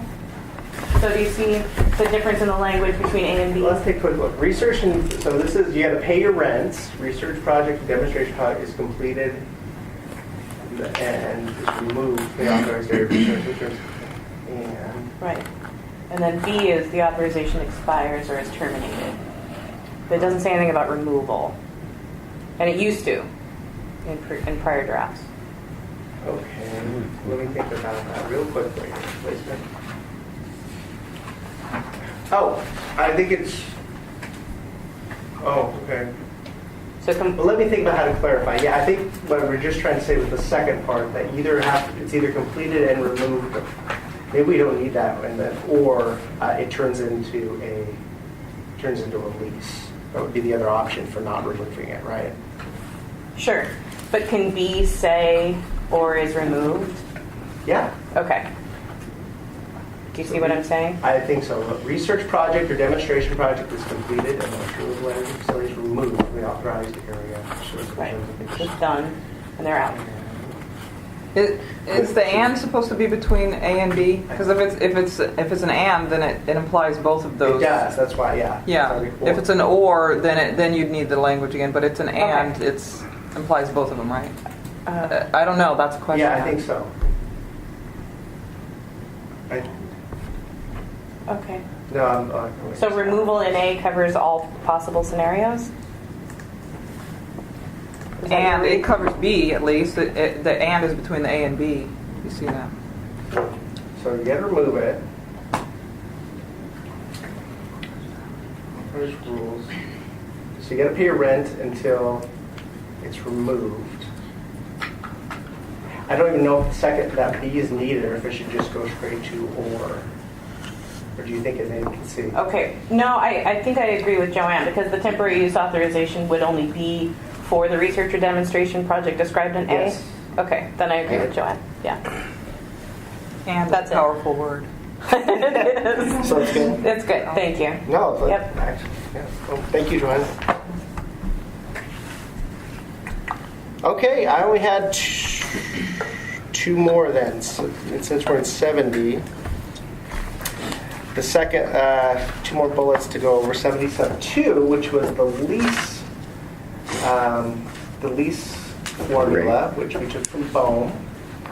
I had some clarifying language here when I met with our RAC member from OWET, who thought I needed to clarify that. I actually thought the state was shortchanging itself in the past version, which said that the rate shall be the ratio, the operating fee would be the 0.02, unless the director could waive or reduce the operating fee rate. And thought we should clarify that the director should be able to vary it depending, either at least have the ability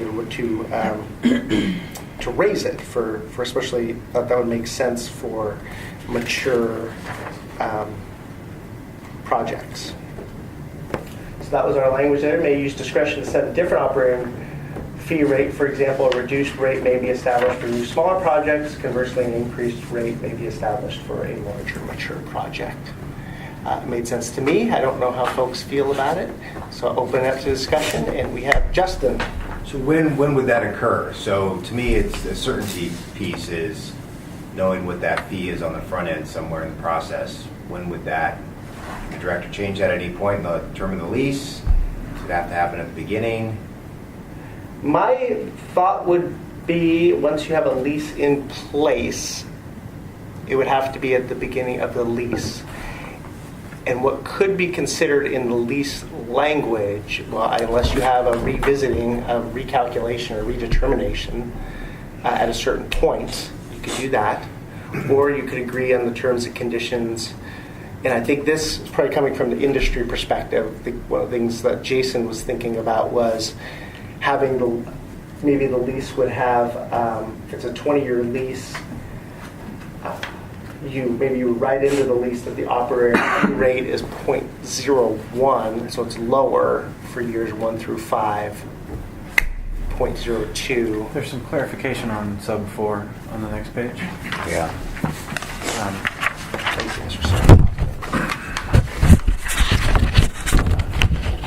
Where's the sub 4 you said? Yeah. Mm-hmm.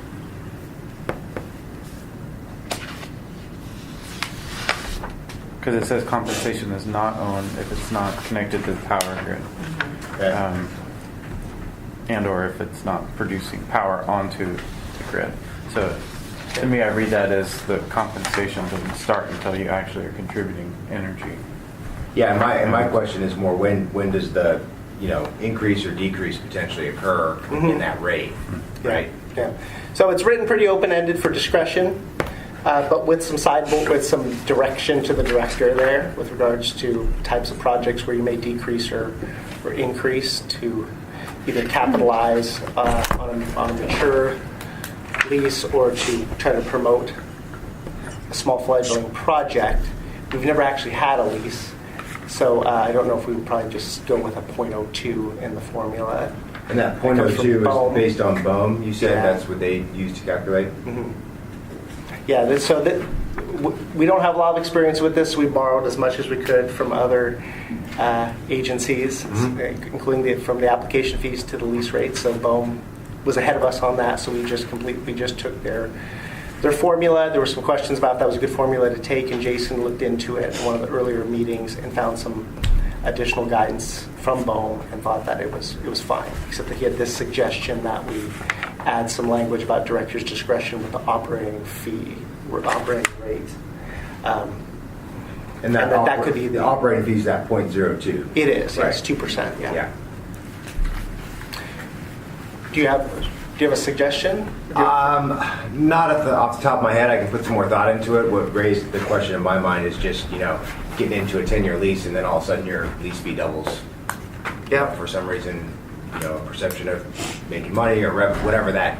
So I just was thinking what that criteria would be for that. So I can look at this a little closer, but that's it. Well, we discussed fees pretty heavily. Maybe something we could roll in. I don't know how much of the 40 minutes in the afternoon. Maybe it's not an administrative fee, but it's the lease compensation. Something we could discuss. I don't know how much more sideboards to put in the rule, but I can tell the tape recorder. I think maybe it'd be something you would write into the lease and it would be agreed upon, but the lessee. Yeah, and that's fine as long as it's lessor agreed upon.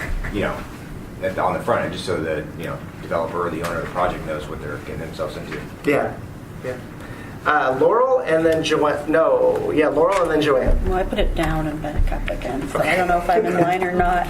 So there is the possibility for somebody to not owe anything beyond the application fees under certain conditions, like under 4, or they would still owe the $3 per acre? They would owe the $3 per acre. So for use of state lands, okay.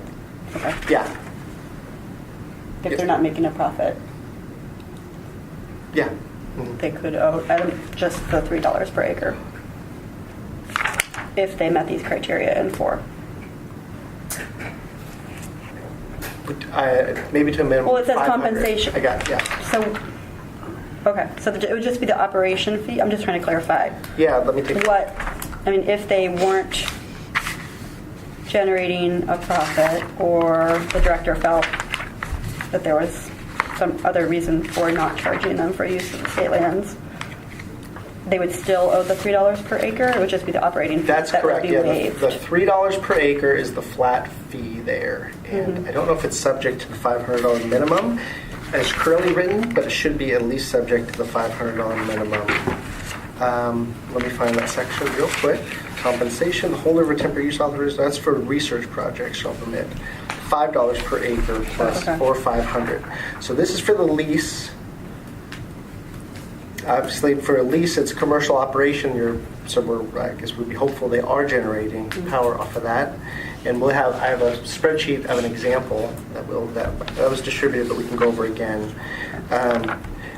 You make a very good point, Laurel. I think maybe there should be, in case they don't make money or power for a period of time, maybe there should be a floor on that, like there is on the temporary use authorization of $500. I'm just noting that they're still using state land. They absolutely are, yes. Somebody else is not able to use it, so, Or $500. Yeah.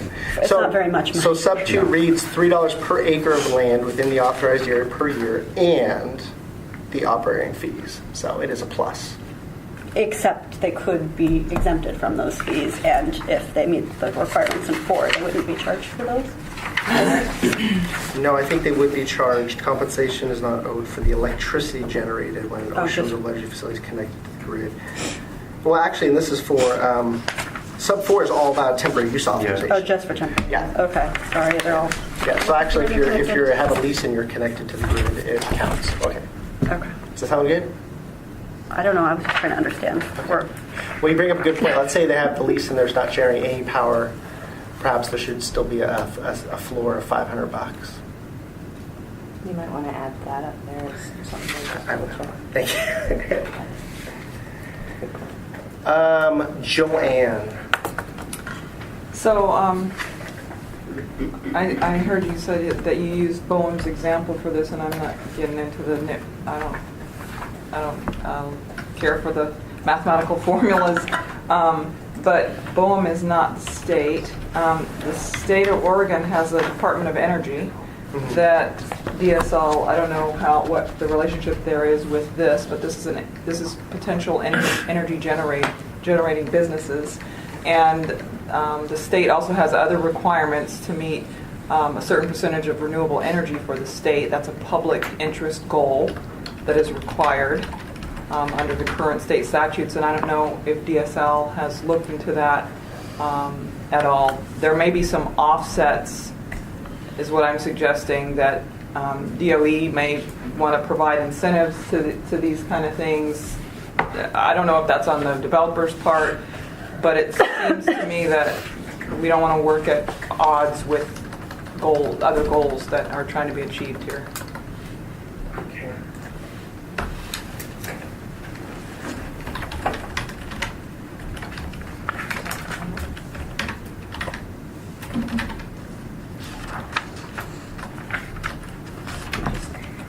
keep it up just in case. No, I do have it. I'm ready my pen.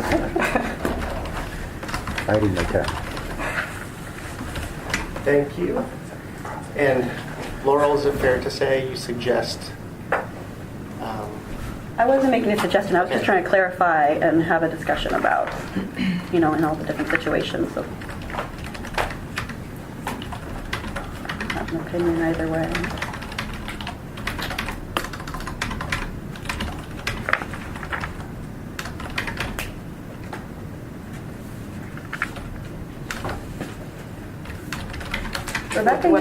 Rebecca used to come from energy. Do we not have an energy person that has been invited to any of this? Rebecca. No, they didn't replace. Well, I know, but do they have somebody that could? I've spoken meet that? with Julie Peacock at the PUC about this quite a bit.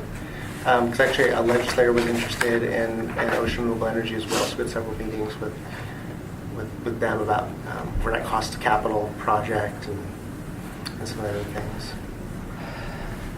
Yeah, there's sustainability codes and policy. There's a lot of sustainability policies that the state has that relate to this, as well as renewable energy goals. So one agency thwarting the goals of those, it's kind of, we want to look at that.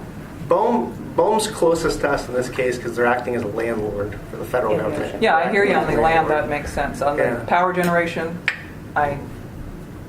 Okay, well, I'll check with Robin Freeman is the one person I know there. Scott and then Rick. Well, my comments have to do with the fees, so if you want to wait till this afternoon, I can hold my comments till then. But how many it has to do with... Well, we should probably take a break pretty soon. We're a little over. We're actually better. We're in pretty good shape compared to other meetings. I think I have one other... Delia has 3 more. What? Can I just pile on what Joanne said? Yes, please do. So where it says protect public trust values and renewable energy, including disaster resilience, because as John Schad and I always point out, the only power to the coast comes across extension cords through the coast range, and the Cascadia event is expecting months of power outage. And as a mariner, the best place to be during a tsunami is out at sea, where the offshore renewable energy facility will be. So it could be the only power available to the coast for a long time. Now there's some pesky engineering details about momentum flux of shore landings and that kind of stuff. But we're looking at Camp Rylea as potentially still being in service because the substation place that we've got is on a high ground that's beyond the XXL line. So there is a disaster resilience public benefit that we're hoping for. How do the cables do in those disasters? So that's part of the engineering. The depth at which you put the cable has to deal with both subsidence and something known as momentum flux of not only the tsunami but the outsurges from the tsunami. But it is doable through engineering, and Bill Gami's been very helpful to OMD on that. Great, thank you. Are we due for a break? Yep. Why don't we take a break? Does 10 minutes work for everyone? Do you get the bathroom or anything? And then we'll come back and we will hopefully we've got a few more. I have one more comment, and Delia, you have 3. That should be really fast. Yep, and then we can. If everybody just agrees with me. We all want. And then we'll get back to administrative fees, and we've already vetted that pretty well. So let's see if we can kind of keep We on need to bring track. our visitor badges with us. I'll go hang out by the bathroom. Thank you, Sabrina. And Rick, I'd like to talk to you when you get a chance Yes, sir. just about this. I thought it would be helpful to show it on here somehow. Like this is where the pre-app fee is due. This is where the $5,000 fee would be.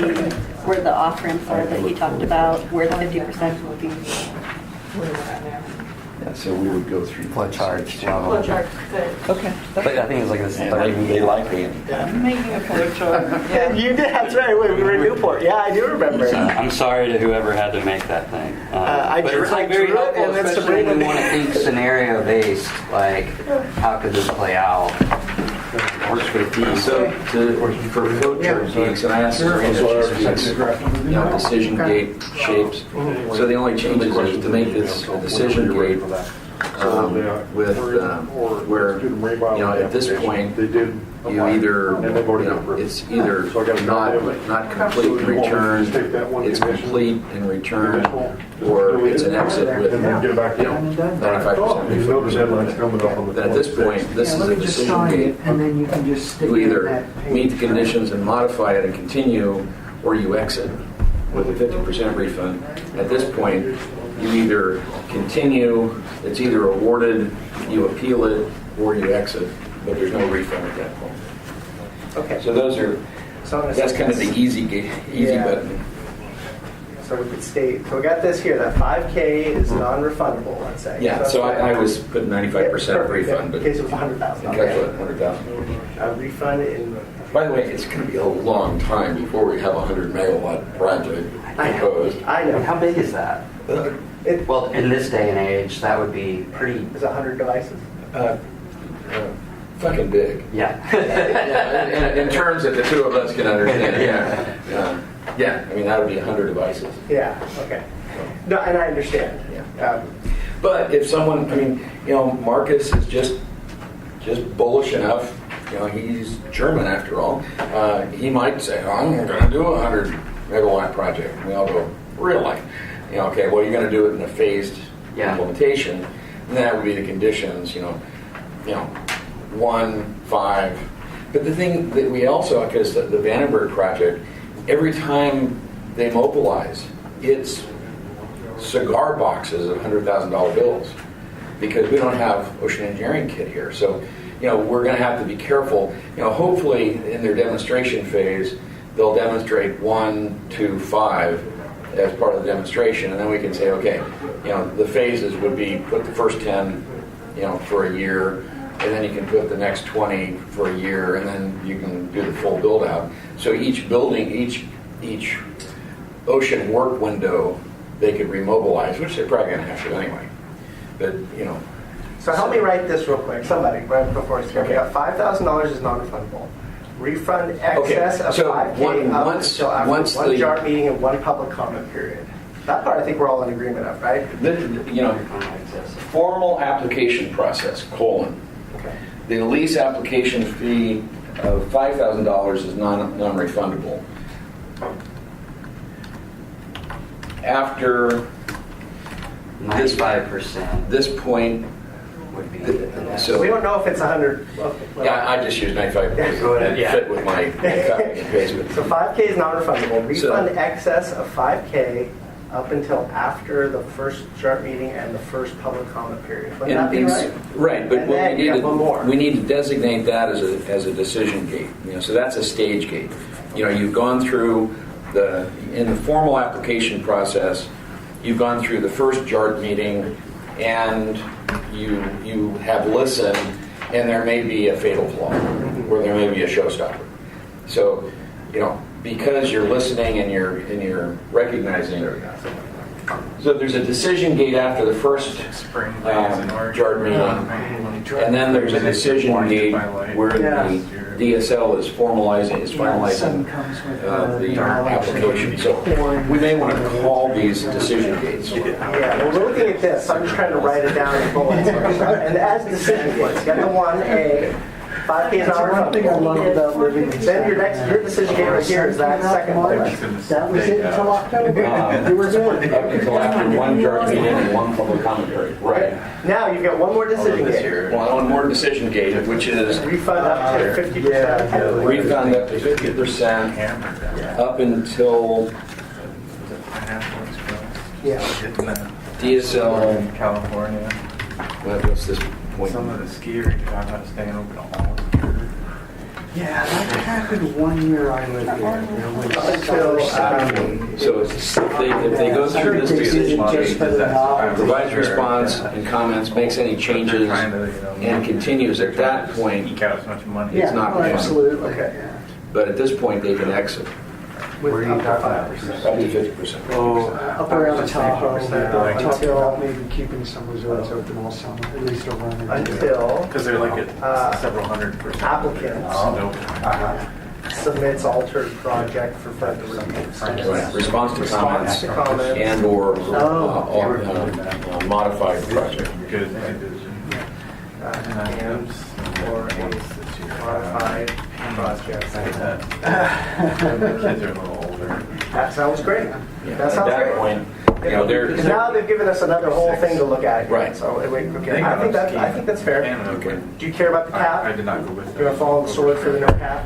no. Something up on a mountain. It's up to, I mean, and I will run this by DOJ if they tell me I'm nuts. Then They're right at the 80. Because you'd be shocked to know that there are egos out there. And if some, remember the tactical move that landed in Salem on George Deere? Yeah, I'm going to go for 200 I mean, Justin and Steve, I mean, we're telling them don't do that. If he would have had to put 200,000 simoleons on the line to be bullish, Could be then fun. he would have thought about it. 6 weeks. I don't have Well, we'll come back and visit this. You can reiterate that if you like. I mean, he cost us at least 5 years just by being bullish. We should put an estimate on how much money was spent on that. What are you talking about here? So Well, that's the example. That's the example. Public comment How period much and money? adjournment. Just the state agency. So the short version is. So he thinks, so you get the you get the one joint meeting, you get the public comment period. So they pay their fees here, right? When they submit You their pay their application? fees, that's the, yeah. The pre-op fee would be $1,000, right? $1,000 for the pre-app, And and then then the there's a $5K plus $1K per. And there's a jargon here. And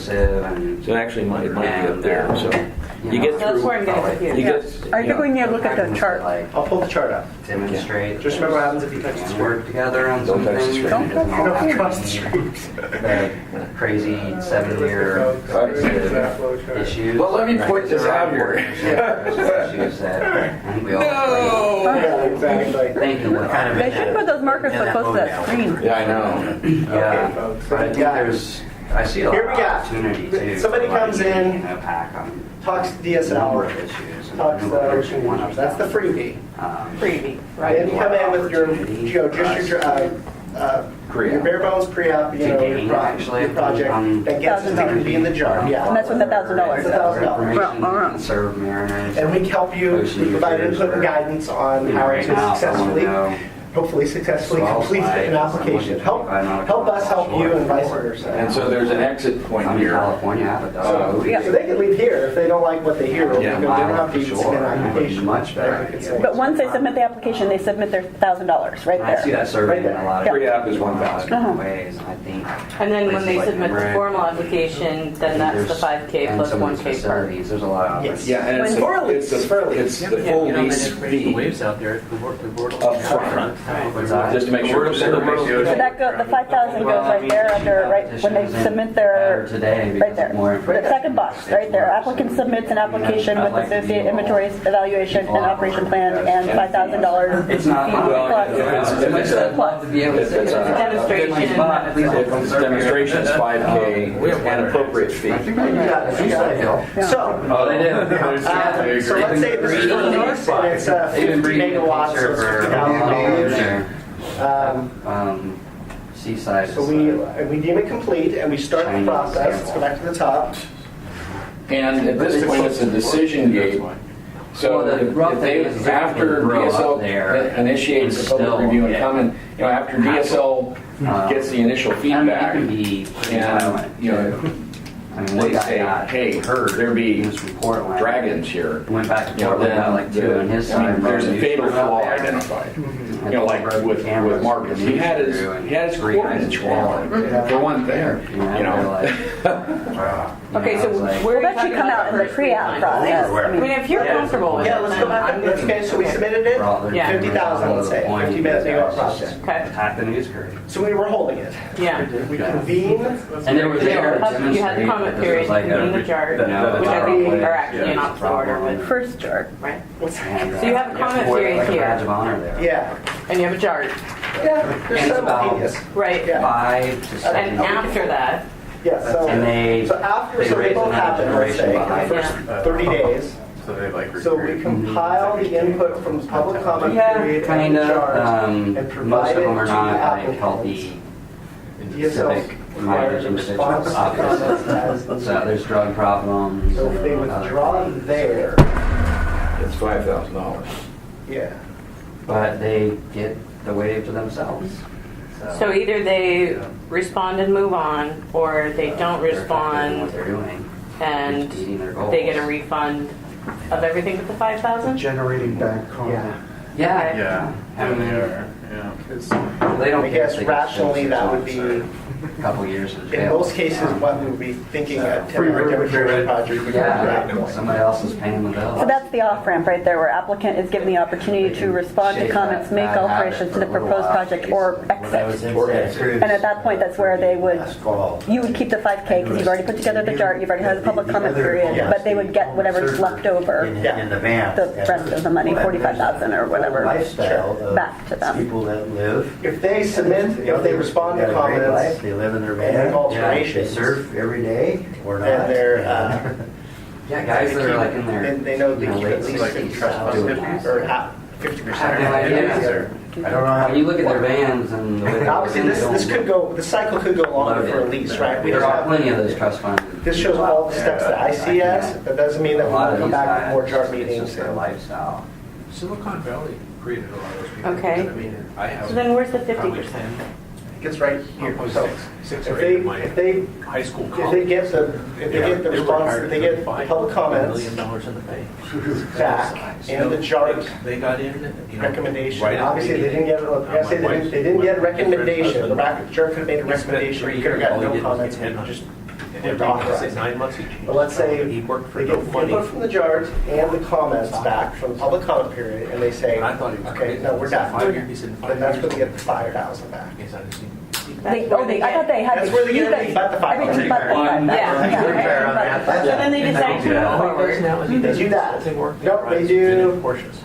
They provide a response to you guys. yeah. At They which provide a point, response. and that response should include recognition that this response confirms that they're, you know, acknowledging that you will keep the application fee or something. Wow. And that's one of You know what I mean? Like, part of that response should be them saying, we recognize moving forward in this process, Apparently there's a lot of money. you know, gives DSL the right to My keep. dad has a friend who. I just think it I don't would think be- any of that stuff is in the rule, though. No. Although I You're have saying should- I'll have to write the rule. Yeah, he has to write all that. And, you know, so the whole idea is in the formal application process, you get one JART and comment cycle. He sold it. And you can either exit $5 million. paying $5,000 or continue. And then you go through the next JART cycle, and that's when you get to the point where people are giving you comments and/or conditions, and you're either going to have to satisfy the comments, conditions, or modify the project. And that's an exit point, and you get 50% back. So if you go through the past the first JART cycle and the formal application process, It's a waste of money. you know, you're committing to at least half the fee. After that, when you get down to I learned that as a kid. I'm gonna have to modify the engineering here. You can exit For like the. or continue, and then once you continue at that point, everyone's getting down and serious about, you know, okay, we're really gonna make this happen. Not gonna make it time. Then it's a commitment to the full fee. You have a lot. Yes, And I I can just see don't that think as a facilitator engaged. I was just blown You know, away. task 1.1, 1.2, and facilitators engaged for the first, you know, first two, you know, the first JART cycle, the second JART cycle. Where's that wave Banner. machine? So I guess I'm just saying, I don't think that's in here, in the flow chart, as I understood it. So, are you saying then that that would go somewhere in here where it says, I wish I had bought so the applicant responds, they're moving forward, you give that to the JART. The JART is, I assume, convened again. The JART may make a recommendation at this It's not gonna make point. it DSL may right initiate now. a second public review. So are you It's not suggesting? You're reading that right out of here, right? Yep. Okay, yes, that's there. Yep, so what's I'm that? just wondering, are you suggesting then that this box would need to be blown out into its multiple steps? Because I hear Rick talking about a second chart review, but that's not in here. So This is already the second chart review down in here in this box, because there's already a chart review up top. I know, it's actually the third, because supposedly we all met during the pre-application process too. But this process right here could mean month one, it could mean 4 chart meetings. And so what I'm trying to clarify, and what I heard from our discussion earlier, is that there needs to be an off-ramp, I believe, early in the process, because, I mean, these fees will cover DSL, but, do I need to come to 8 chart meetings before they back out? So if they have decided, they've already heard our comments, they've decided to move forward, can we have one more? Yeah, And my then- dad gave me. I think That's this where is their you're last thinking about the round. 50%. Well, for me, that's easier. We could discuss what might be fair Yeah.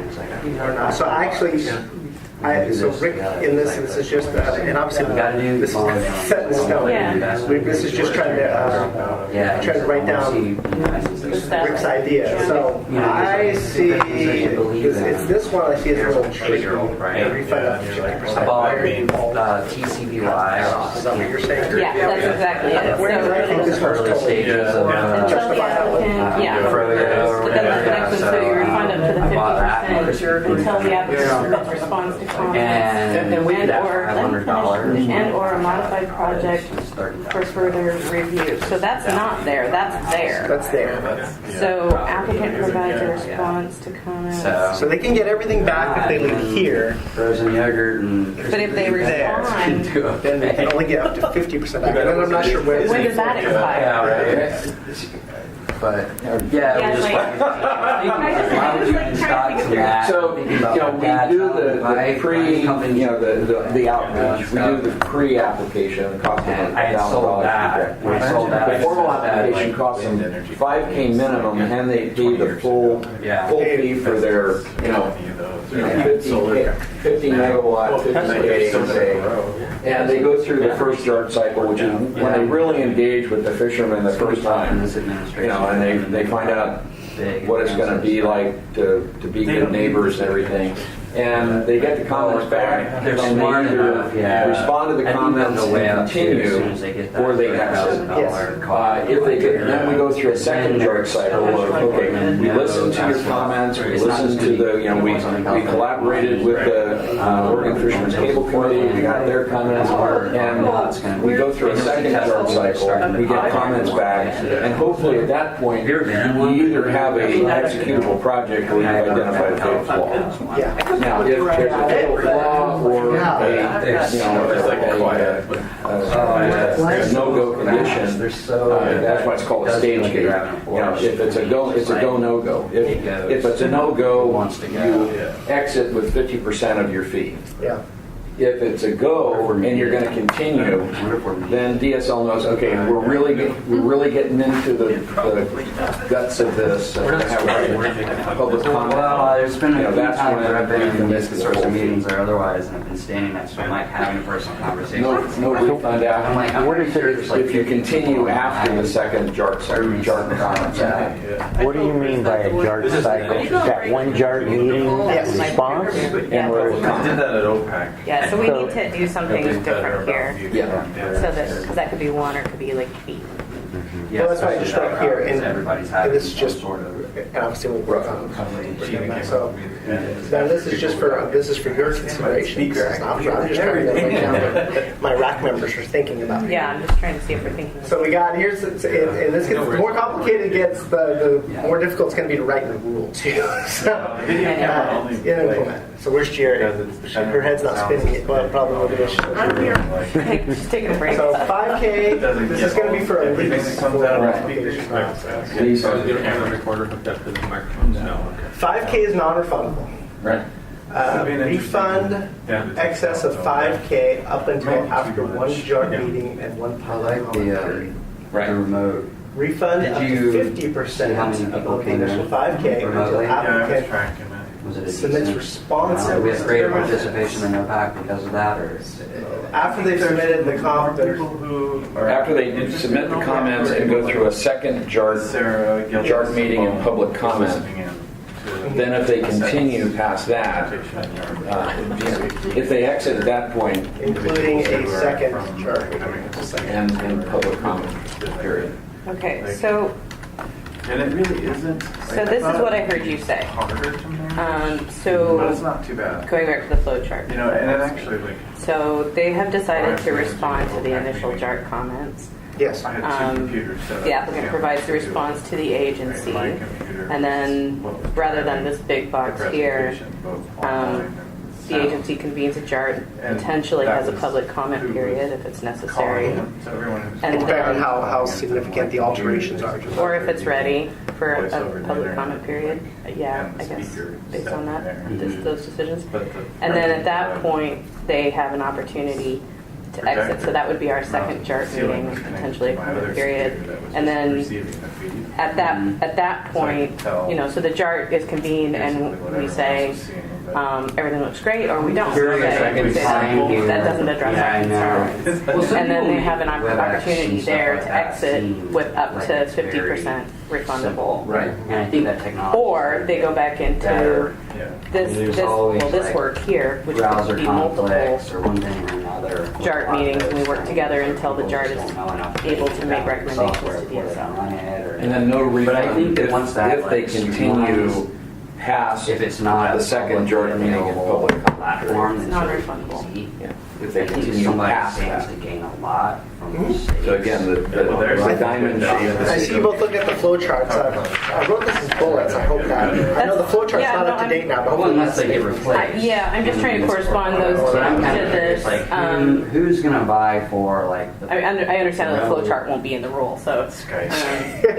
No, but we are going to use it. Yeah. Just to help people. Refund, so. I can take 90% of the administration. Yeah, I mean, I think you're going to have to tweak the language so that it's and clearer make it than cheaper, that. more efficient, and Because, you're going to get greater engagement, and you're going to get. because it's not. Well, there is let's no- discuss it here first, Yeah. and then see if you want me to take the suggestion We'll forward. take it. No refund if they And, I mean, I continue think that's- after the second JART cycle. I think that's where we're going to see If they continue the world after the second JART cycle. Right. Before they can get their 50% if they all. Yeah, so if Yeah, that's what they, it says.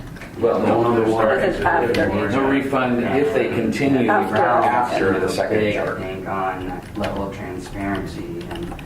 we just Yeah, because they could have the second JART meeting and then they could say, oh, well, no, I'm done. And then they would get 50% back. Right. Process. Yes. Yeah. I think So I will run that. Well, let's discuss it here as a group, and then Yeah. if it's a rack suggestion, I'll run it by DOJ and DSL executive. It might. I don't know how that might interact with us hiring a consultant. You had ideas that maybe you could write into their contract.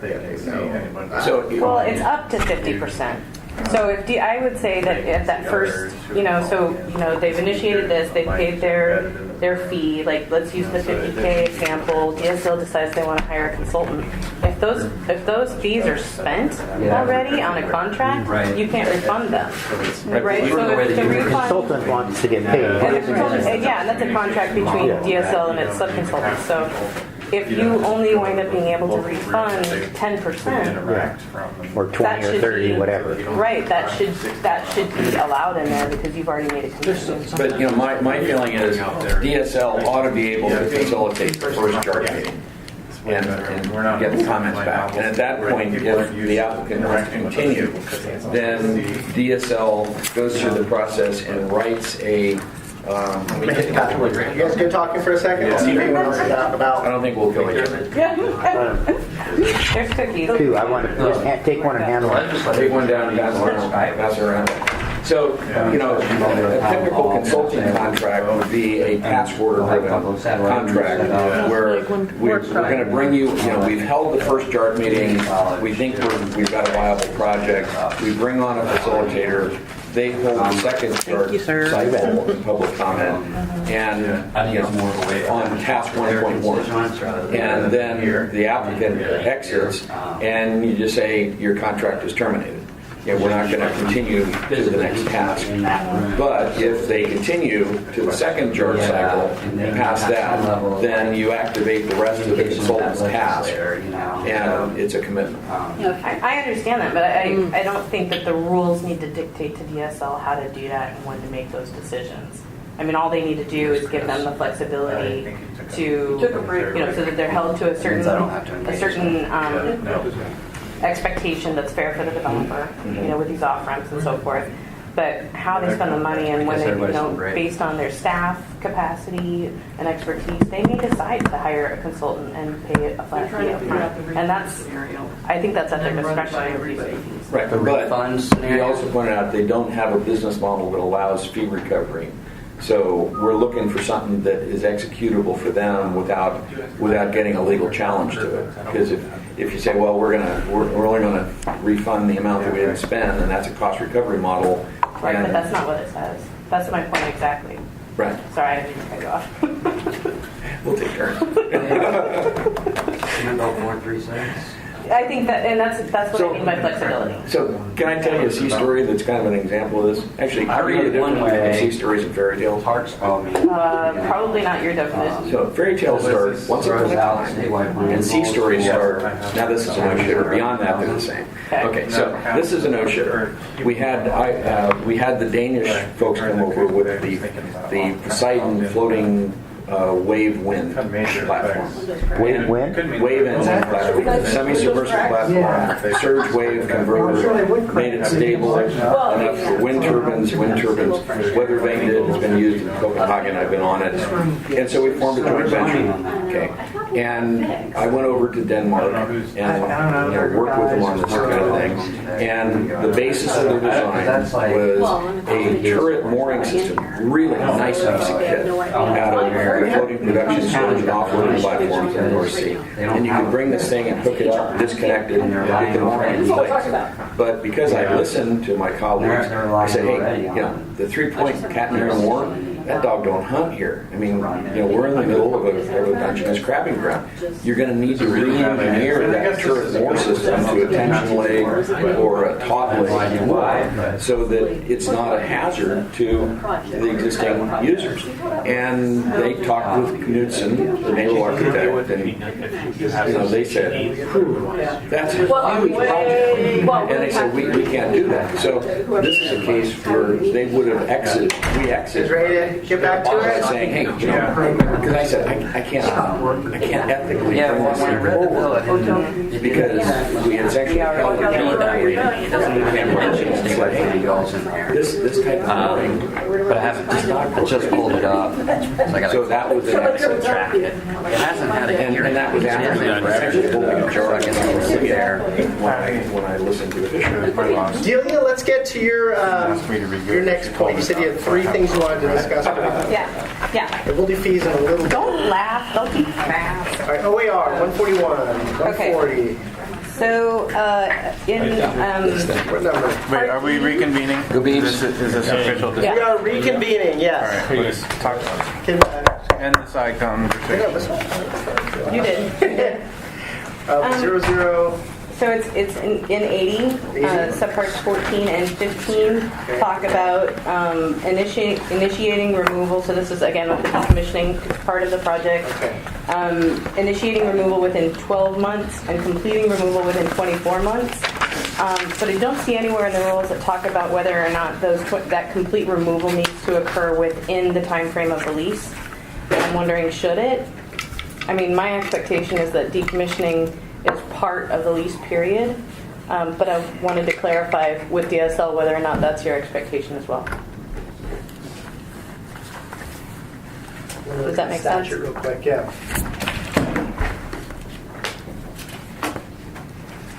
I thought that had been brought up at an earlier meeting too. I would hope that the lease period allows effective use, and then you're not able to use it for energy production after the lease period, and you have to remove it by That, because it, Yeah, I don't know if that's the case for other energy projects in Oregon, though. So that's why I wanted to touch base. I mean, I can see the value, and I just think the rules need to be clear as to whether or not that period falls before the end of the lease, or if it's allowed to be tagged on to the end of the lease. yeah, and as long as everybody knows up front, it's 6 and 1/2 doesn't do another kind of thing. Well, if you had a housing lease, you wouldn't still be in the house after lease expires. Right. And I think for other energy Right. projects, that's the way it is. You have to be out. Yeah, so Having lived in a house underwater, I want to just look at the statute first to see, because it has some numbers in there. Okay. About within 12 months after the permanent cessation of use of facility. So owner-operator renewable must initiate removal of all equipment related within 12 months after the permanent cessation. So it doesn't say before or after the authorization. In this section I'm looking at, I'll take a closer look. I'm going to write clarify that all decommissioning must be completed during. So that means we're going to have a different permit period versus lease period, based on what you just said. Could you repeat that?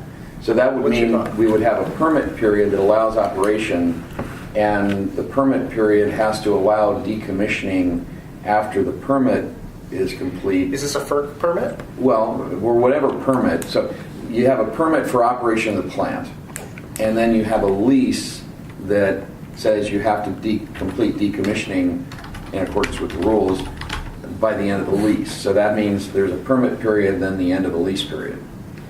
Otherwise, you've just shortened the effective permit by 2 years. Right, but remember we had that whole conversation before about whether the language in here needed to list out all the activities. It did used to say operation and decommissioning and recovery and like all the stuff at that end of the project, and we removed those because we thought that could all get lumped under operation, right? It's either operation or you're done operating, right? But the decommissioning period is either lumped in there or it's not, right? So it needs to be spelled out. And my sense is that the permit period and the lease period, that's the same thing in this instance. You have, if you get a 30-year lease, which I think is the maximum, then you have to start your decommissioning activity and be done by the end of that lease period. You don't get to keep using public lands beyond that lease period. Although we do have a renewal section. We have a renewal section. So right, unless you renew, yeah. So, but anyway, so that's the point. Anyway. Yeah, we just need to be clear. I'm comfortable with you just clarifying based on. And so it's really DSL's problem. I wrote clarify that all decommissioning must be completed during the term of the lease. That seems to make sense to me. Just with let me look at the statute to make sure it doesn't say no. You can that permanent cessation. I don't think that permanent cessation is written into the statute. Is actually tied to the lease term at all. So I just want to check. Okay, because if it's ambiguous, then we can statute. get into some trouble at the end of the lease period. Yep. Okay. So Understood. okay. Next was under section 105. I want to highlight that as an action item. Some of these are comments, so some of these are action items. Great. All right, what do you got next? 105 subpart 8 says, as a condition of renewal, the department may amend the terms and conditions of an authorization at the time of renewal. So my only concern with that is that the renewal process does not include public review or JART participation. And so if you went back and, at the end of a lease and they wanted, DSL made a decision, a discretionary decision to change terms or conditions that came from a JART member or somewhere else without agreement or review, you see what I'm getting at? Then we might have concerns with that. So I wanted to check and see if that was the intent. Is that kind of how it usually goes, with renewals? That's how it usually goes? If it's a renewal for the exact same use and shape and everything, it usually goes through. But if we're making amending the terms and conditions, then that might throw it back into the public review process. So could that be added in here? I mean, I'm just wondering if that could be standardized, that if, because all it says right now is that the department may amend the terms and conditions. Could it say if they do, then? If there's changes, then it should go back out. I would think we could be able to do that. And that was one of my comments, that we don't really have an amendment section for, for the lease. If they change anything during that term. Yeah, it just says you need to have prior written approval from the Yeah. department, so. I don't know how much this will be changing once they have a FERC license and a lease, but, I mean, there wasn't a change. What's that? So if we're going to say, if you're going to change the terms that goes into an amendment cycle, then we need to be careful with the adaptive management clauses, because it's routine to say, okay, here are the stressors, receptors, here are the concerns, and we're going to have this monitoring, and after a certain period, if it turns out that there are no negative impacts detected, then you can stretch out the monitoring period. And so as long as we allow for that adaptation of the monitoring periods within the basic lease, and that's not an amendment, then sure. But if after 25 years it turns out that the thing you were monitoring for just has never been detected, it would be reasonable to continue to adapt. But sure, but that should be done with review, not necessarily with DSL just deciding that they're done monitoring. That was my input, was that the terms and conditions should, if they decide to amend, it should involve another review cycle. So timeout. Scott, you had your tent up. I want to make sure we didn't get too far away from that last bullet, because you had your tent up for the clarifying decommissioning. If Dee has one more, I'll just come in right after. Oh, okay. I thought it was with regards to her comment. Well, there's some related ones, yes, but no, I think let her finish. Okay. So sub 8, if DSL add. Amendments would be subject to public review or something. I mean, whatever's consistent with the way y'all do business for other projects. So it was just a clarification.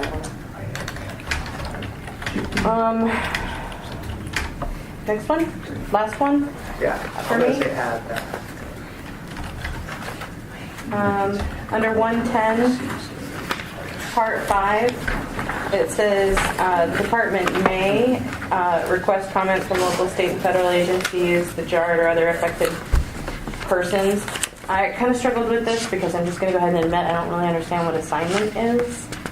So I wasn't really sure if assignment should be optional or necessary. So I was wondering if may should be shall, based on... What was the number? 110 what? 110.5. And it has to do with whether or not the department would request comment about assignment. So I don't know. Do we request? We don't usually request comments on those. No, but we might on something like this, because it would be one company assigning it to another company. Yeah. So it would be like a transfer. Yeah. Right. So it's assignment lease. So it would be M3 after they're super successful transferring it to Pacific Power. Okay. Right. And so there may be concerns with entities with that company. Yeah. Policies and practices, I don't know, because usually ours are one business going to another business, and we just make sure that they're registered with the state and they're not in all kinds of hot water and financial straits before we assign it. But yeah. So I guess in that vein, what do you think then, Jerry, about, or the group as a whole, the department shall request comment, or the department may request comment? I mean, it sounds like may is the appropriate word. Okay. Okay. I could respond to that with a comment. Sure. I think may is appropriate here, because sometimes you see assignments where a company, we had an assignment I think already where Microsoft transferred a title to Microsoft Infrastructure Group. It's simply just a very minor change. It didn't really have any impact. However, I agree there should be the ability for the DSL to convene a JART if there was some significant shift in where we had some concern, where the JART had concerns about. Yeah. Okay. And it may just be a matter of sending out an email saying this company's That's what I was assigning to thinking. that company. And if it raises red flags, then we might go into it more. Okay. So Agreed. you guys okay with the May? Yep. Kirk has. Kirk has his 10 tap.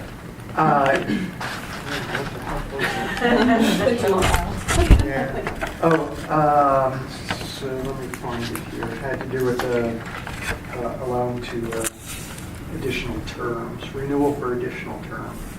Sorry. Yeah, renewal of authorizations, 01052. Yeah. You need to clarify, when you say an additional term, do you need to limit that to one additional term or any number of additional terms? Kirk, that was one of the questions. That's my last question for points of discussion with that. No, that's okay. We were just in the renewal section, and after talking to staff, we were thinking additional term. So that would give you certainty of up to, if you were a holder in good standing, up to like 60 years of lease.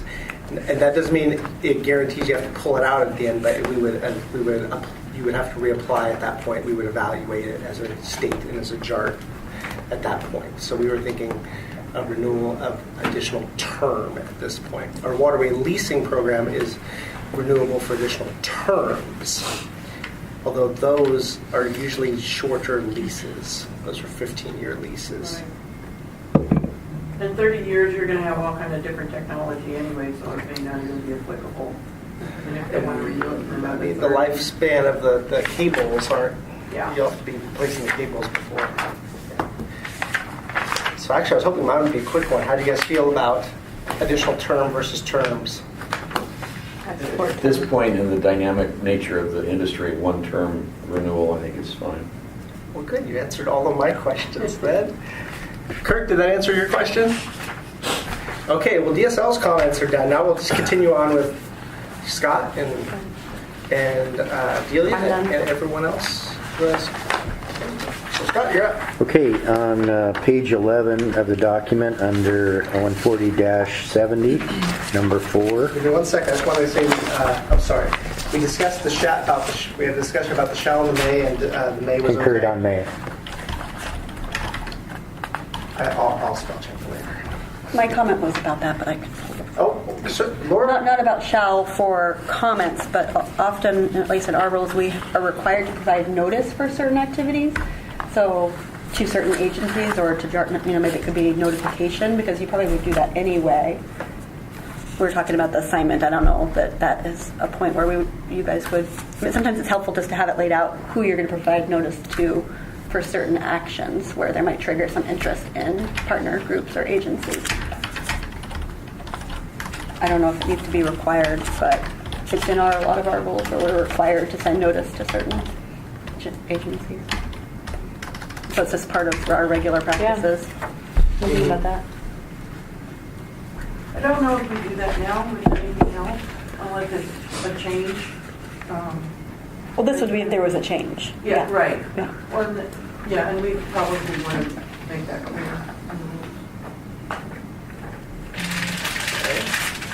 Yeah. We think about that when we provide notice to. Okay.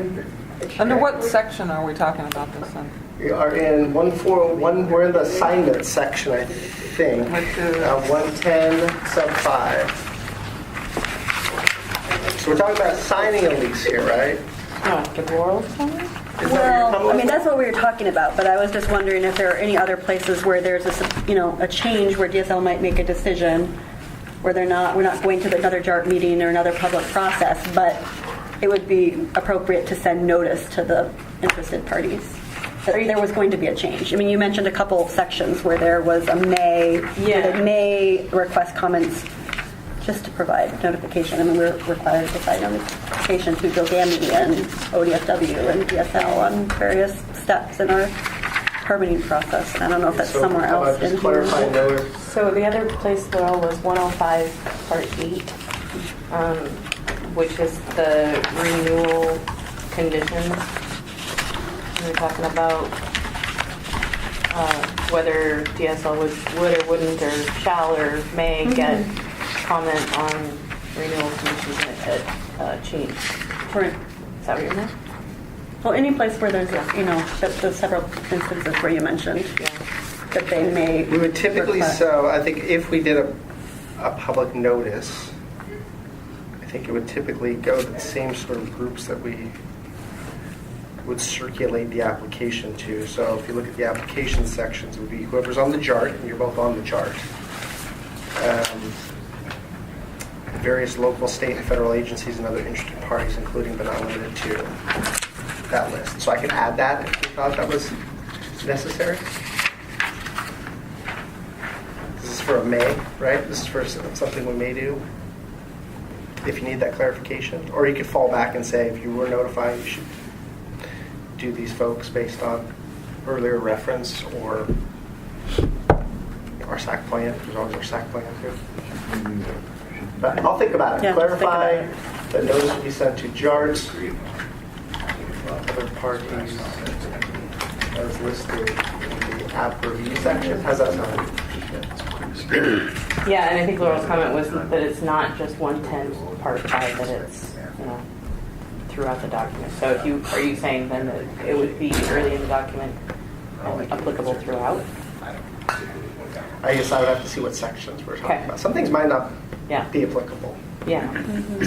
Yeah, something that makes This sense. is a change, yeah.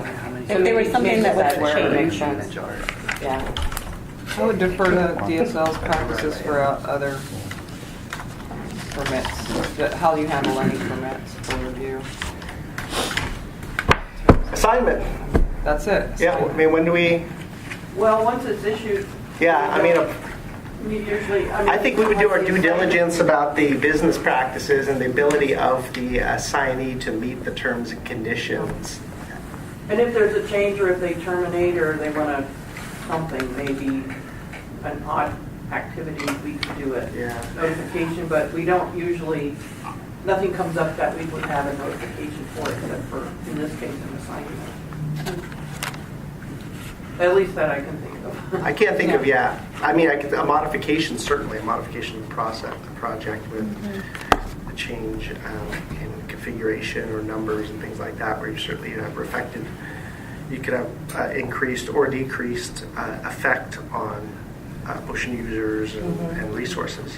Yeah, I think you go back to the chart and the application, the list of the application review process. But That's not in this is here. more of a business sector, yeah. Was that in there somewhere? Yeah. Okay. Is it in here? Yeah, I thought it was in here. Okay. So if I'm 15 years into my lease and I decide I want to alter or modify my project and I bring that to DSL, DSL will notify? I would say modification, yeah. Yeah, okay. But let me make sure. I'll make sure. Okay.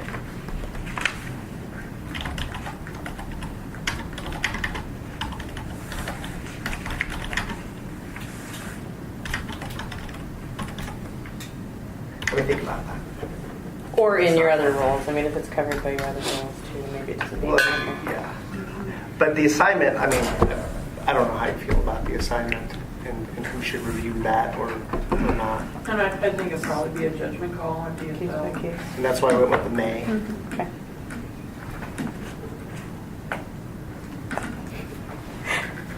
You get 4 stars for patience. Sorry, Scott.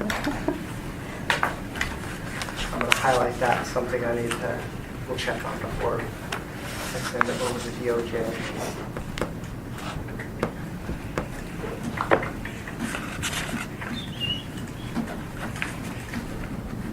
And I will look at, for consistency's sake, Joanne, I will look at existing rules.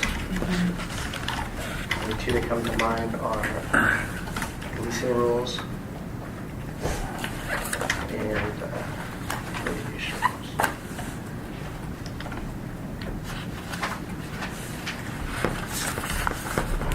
Delia, what do you have? I'm done. It's Scott. Scott. Okay, page 11, top of page 11, 140-70, number 4. I think I made a comment about this at the last meeting, but I guess my powers of persuasion were not sufficient. So what this is dealing with is a temporary demonstration project. So I think that's 5 years max. Is that right? And so what it's saying is it leaves it up to the project developer to determine whether there's a profit. And I think this is a loophole big enough for a ship to drive through, because there's never going to be a case where the developer says we have a profit in this demonstration project. If you look back at OPT, they've been around for I think over 20 years now. When they first came on the scene in Oregon, I subscribed to a stock tracking monitoring service, and they get reports of their quarterly earnings reports and whatnot. And in all the years that OPB, or Oregon Power Technology, has been around, they have never had one profitable quarter. They have had salaries from some of their executives, I believe in excess of $1 million at one point, and they dropped them back to $600,000 or $700,000, and then they dropped them down further after that. But the point is, if you give a company the choice of saying we'll pay a fee on our profits or give away money to executives, what do you think they're going to do? They're going to pay their executives more. They're going to give a bonus. The money is going to evaporate, and there will not be profit. So I don't think this is a reasonable exception. It's a loophole that I don't think it's ever going to come into play. So that's my first comment. So as written, as I would say, it allows a demonstration project to connect to the grid for testing purposes. Right. For nothing. Yeah. Just because, like you said, probably never always gonna argue that's a profit. So how do others feel about that? Can't rewrite the tax code. I don't know how you're going to fix this, Scott. Sorry. Same thing exists in our condition, our market environment. Let's do it one by one. So Joanne and then Rick. That's my comment. It's not going to be. I mean, I think we leave it as is. It's not going to be. DSL's not going to solve it if the U.S. IRS hasn't solved it. So. Well, can I respond to that? Yeah. The simple thing is to not give the exemption on a profit. Just like you do for a commercial operation, you say, here's the fee. That's not how Maybe you change the fee to a lower rate for a demonstration project, not how but you create a fee for, if you sell the power to the grid, you're making money from it. Sure. The city of Salem could benefit from that too, charging their nonprofits, but they yourself don't. That's not how our comment? society is set up.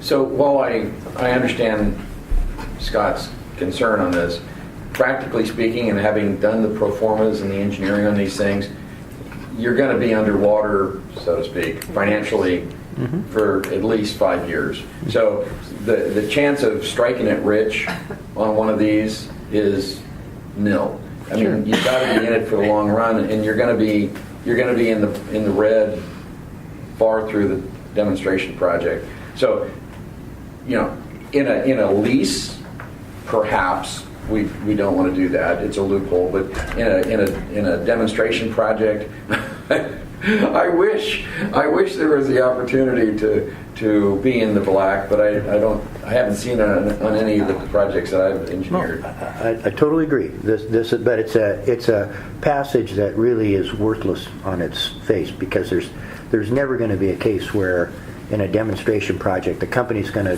voluntarily declare a profit.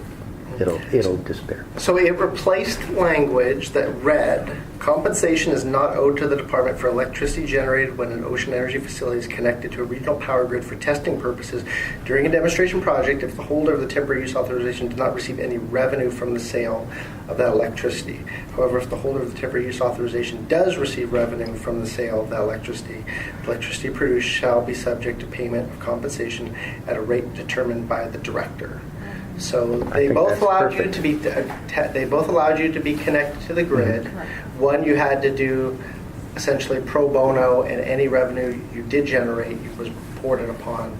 This gives you the ability to collect some revenue, but it caps it as if you make a profit. Yeah. Do you guys have problems going back to the old language? Is it important to collect revenue of some sort from the demonstration project? Is in The issue might be with FERC, you have to recognize revenue. If you're going in a net metering situation, it's not revenue, but it's an offset, and you have to conform to the connecting utilities procedures, and the connecting utility might recognize it as revenue or recognize it as a reduction or something. So what I prefer is that DSL isn't creating situations that are going to make a bunch of CPAs rich, further driving it into the red, trying to deal with FERC and IRS and all these other things. It's a demonstration project. They're going to be losing money on it until they prove their device is utility grade reliable, and that's what the purpose of the demonstration project is, to prove reliability. Andy and then Delia. Okay, my comments are on different items. Oh, okay. Let's just... I just have a follow-up on Scott's. Go ahead. Second, Andy. Yeah. I have a second. Okay.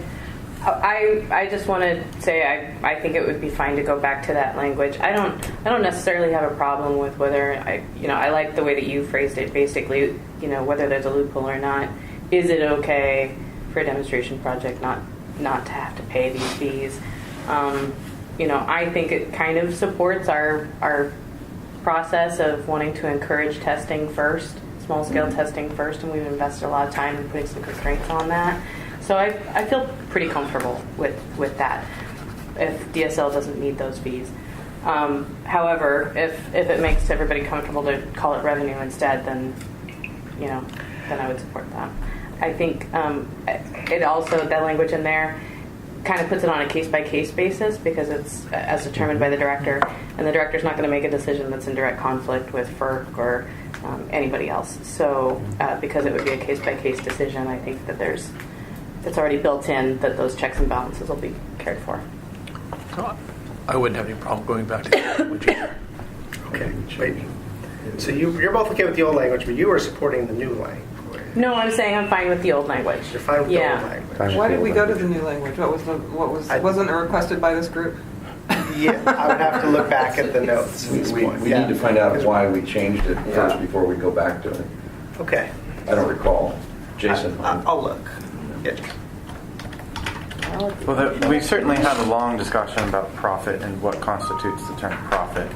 I think that language was more clear, and it was actually revenue from power going to the grid, however that public utility defined it. So I actually prefer the previous language to the new language because it doesn't rely on the nebulous term of profit. Right. Yep. That's so vague. Chris, may I? I know. Yes, sir. So I'm beginning to think that I agree with considering going back to the old language, subject to Jason having it explore in the, provided that the director can make a judgment. If the developer comes and says, here's my books. I'm in the red on this demonstration project.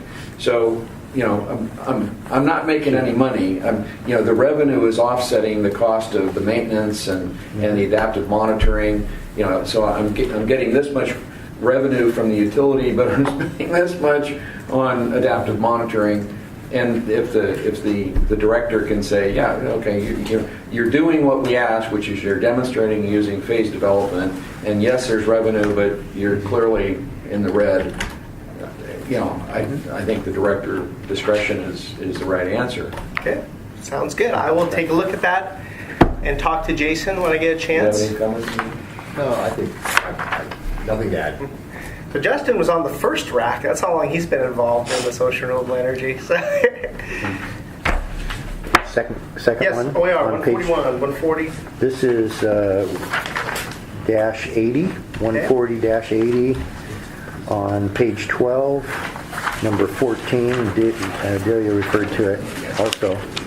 And I just thought for clarity, this is, in my view, the wording is still a little bit ambiguous, because what it says is a holder shall initiate removal of all structures, excluding anchors, cables, and any other equipment that lies at least 1 meter. And we all understand what that means, but it could be read like shall, excluding anchors, cables, or, even though it says and any other equipment that lies 1 meter below. So I just want to make it clear that we're talking about anchors and cables that lie 1 meter below, not anchors and cables and other equipment, any other equipment that lies 1 meter. It's just So you're saying the answer would be at or, Scott? Is that what I'm hearing? I'm saying what I thought. What about parenthetical? Yes, this is my construct that might make it more clear. A holder shall initiate removal of all structures, excluding any equipment that lies at least 1 meter beneath the submerged lands, such as anchors or cables. So we're saying it has to be, we're only exempting things that lie 1 meter below, and you could give some examples of that, but make it very clear we're not talking about excluding anchors if they're not below 1 meter. So. Okay, let me think about that for just a second. The statute reads removal of all equipment related to a facility, excluding anchors, cables, and any other equipment that lies at least 1 meter beneath the submerged lands. I think the intent was not to say we're giving an automatic exclusion to anchors or cables. We're giving an exclusion to anything that lies 1 meter below the seabed, such as some anchors and cables. Yeah, you wouldn't want to exclude things that are buried part of the way under, but not completely. Or on the surface. Yeah. We don't. If a cable's on the surface, it doesn't get the exemption. I can't see how anybody could justify. It says that lies at least 1 meter. So I don't see how anybody could justify not removing an anchor that does not lie. At least 1 Agreed. We all agree. It's just making sure that the language has statute. I think the statute's excluding clear. anchors, cables. I also want to make sure that directional Any other? drill bore liners are Structures and included in that, because you can't get those out. You can terminate the Holder ones that shall are above initiate removal of 1 all meter. structures, excluding anchors, cables, and any other equipment. So if you took out anchors, cables, and any other, it would read removal of all structures, excluding equipment that lies at least 1 meter below. And that's what I'm trying to say. Yeah, I'm going to write it here. Does that require a statute That change? way, there's no way some attorney could argue, well, it says exempting cables. Well, okay. So the statute reads, let me read it again here. An owner-operator of an ocean renewable energy facility must initiate removal of all equipment related to the facility, excluding anchors, cables, and other equipment that lies at least 1 meter beneath submerged lands. And this says, a holder shall initiate removal of all structures, excluding anchors, cables, and other equipment that lies at least 1 meter beneath the submerged. It's actually the same language. It's the exact same language. You I know, can't but change the statute can be ambiguously construed. That's the problem. I think the legislative intent, Senator Roblin was responsible for this legislation, and the intent was clearly to exempt anything that was 1 meter below the seabed. It wasn't to exempt anchors and cables. It was to exempt anything such as anchors and cables that is buried 1 meter. But also says in any other equipment. Or other equipment. Anything a meter down. So what's Is that ambiguous? lies at least getting his the point? conditioning? He thinks, so he's saying, can I say it anyway? He's saying that if you parsed out all of the different examples here, it could read, except all anchors, all cables, and any other equipment that lies 1 meter beneath. So all anchors and all cables could be surface laid. Mm-hmm. I think I see what. Yeah, and so he doesn't That's want the that. ambiguous. But if it's already in statute, is there anything you can do? No. Well, I don't want to write You can't rewrite statute. Yeah. You can go to the legislative intent. Yeah, well, yeah, absolutely. So, Yeah. Chris, if the statute wording is as it is, and in my belief it's clear that lies is a conditioner on the part before, but can't we clarify in the rules that, any remaining equipment must be at least Yeah. 1 meter? Yeah, That's what I'm saying. So clarify we're the not, rules we're as long not as it's changing the consistent. statute, we're just clarifying So what are you, is. Yeah. That's so are you exactly suggesting maybe adding a sentence then that would clarify that rather than I changing the wouldn't add. existing language? Or I don't see the ambiguity. I understand what your point you're trying to make, Scott, but I don't understand. In a reasonable person reading this, it's not ambiguous to me. It includes all equipment. So that I lies can one. absolutely see an attorney saying, we don't have to take out cables. Right. Because it says right here, excluding cables. No, only if it's 1 meter below. Well, that's your opinion, and I agree. That's not- But I tell you what, look at an attorney, he's going to look at it and say the statute says I'm going to excludes flag it cables. as an action item to talk to DOJ about. Okay. See if they have any issues. And if we need to with put that. something in the rules that clarify that lies 1 meter applies to all, any equipment that may be decommissioned in place, I don't object to that. I don't see No, any ambiguity I'm myself. supportive of allowing decommissioning in place. I just don't want somebody to argue saying, look, the statute says cables are excluded. And by some reading of it, you can get that. And maybe we do that in the rules by having a chapter decommissioning in place. Wow. And I think the less said, the I'll better. talk I to think DOJ. DOJ will have Okay. a final say on it. Yeah. Sort of to the master plan. I mean, the simplest fix is just to take that language out and say any equipment. That's right. We defer But to I don't know if you DOJ. can do that. It's already You a might be able statute. to, but I'll just ask them. I've got it flagged. Okay. and we- Thanks. I appreciate it. Yeah, thank you. So anything in That's it. highlighted is, That's we have right. lots of comments, but everything highlighted is item 2 for the, More work to for look you. at at least for the final draft rule. Okay, who else was next? Andy Lanier? Yeah, I have 2 general comments. And it is almost 1. I was hoping to get through. We'll talk in a few minutes. Is there anyone on the phone that would like to provide public comment? Okay, thank you. There's 10 minutes back. Okay, Charlie did notice on page 8, I think that's 51B, you just have ocean energy facility lease, and there's no renewable there. And then I think in the definitions, it always says renewable. Yes, it does. So just make sure that you're consistent throughout the document when you provide that. Catch. Good catch. Where was it? 51B. 51B. So I saw it in one other place too, so you might want to just do a find in your document for the word ocean energy and make sure that renewable's in between the two. and then Take this rack in a whole new direction. any place where it talks about JART review of content, and I need to look at part 5 again to confirm this, but whether or not the visual resource management piece is explicitly called out in the rules, it needs to be reviewed. There needs to be that discussion as a part of the JART language in every place the JART's mentioned, where they say you have a resource and inventory use effects evaluation, but you also have special resource and use review standards. I need to confirm if the visual is a part of that already described language. If it's not, then it needs to be clearly included. And I've got chapter 5 here. Yeah, so Charlie's got chapter 5. I'm going to check. What page are we on, Andy? So, So page visual review. reference to the content that the JART would review is on page 6, page 8, page 9. Do you have section numbers? Sure. So, if on page 8 it would be 52 under ABC. Is where you're explicitly calling out the review standards. It's not part of the resource and use inventory. But that's what I'm trying to figure out, is if it's explicitly called out as a part of that, or if it's a separate piece.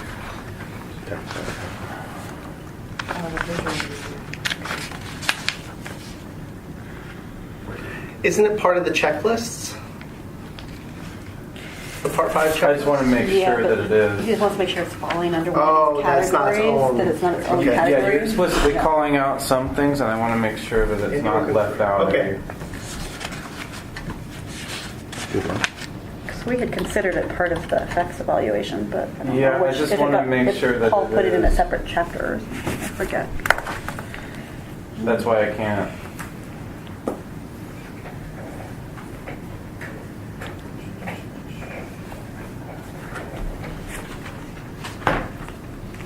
It's just something I think to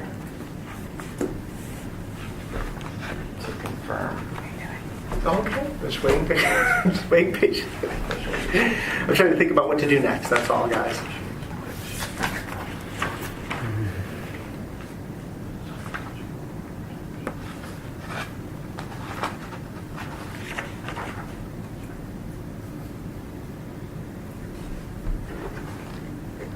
Okay, it is under the special resource and review standards. Okay. Okay, so that, as long as you have that, then we're covered. Cool. Thank you.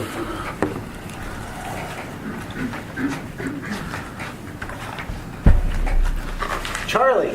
Yes, I wanted to go back to Scott's comments there on the clarification of this 1 meter stuff. This is pretty important to me and to our stakeholders. I mean, the removal process, and there's a couple of things here I'm pretty unclear about. I don't know what it means to initiate removal. What I do know is I remember when Finavera had a buoy sitting on the bottom of the ocean, they said, we can't find it, we're trying. But I didn't see boats out there looking for it, and I believe it was Chris Goldfinger's lab that eventually found it. And they were great about retrieving it and pulling it off the bottom. But I'm not sure, I mean, is that concrete? What does that mean?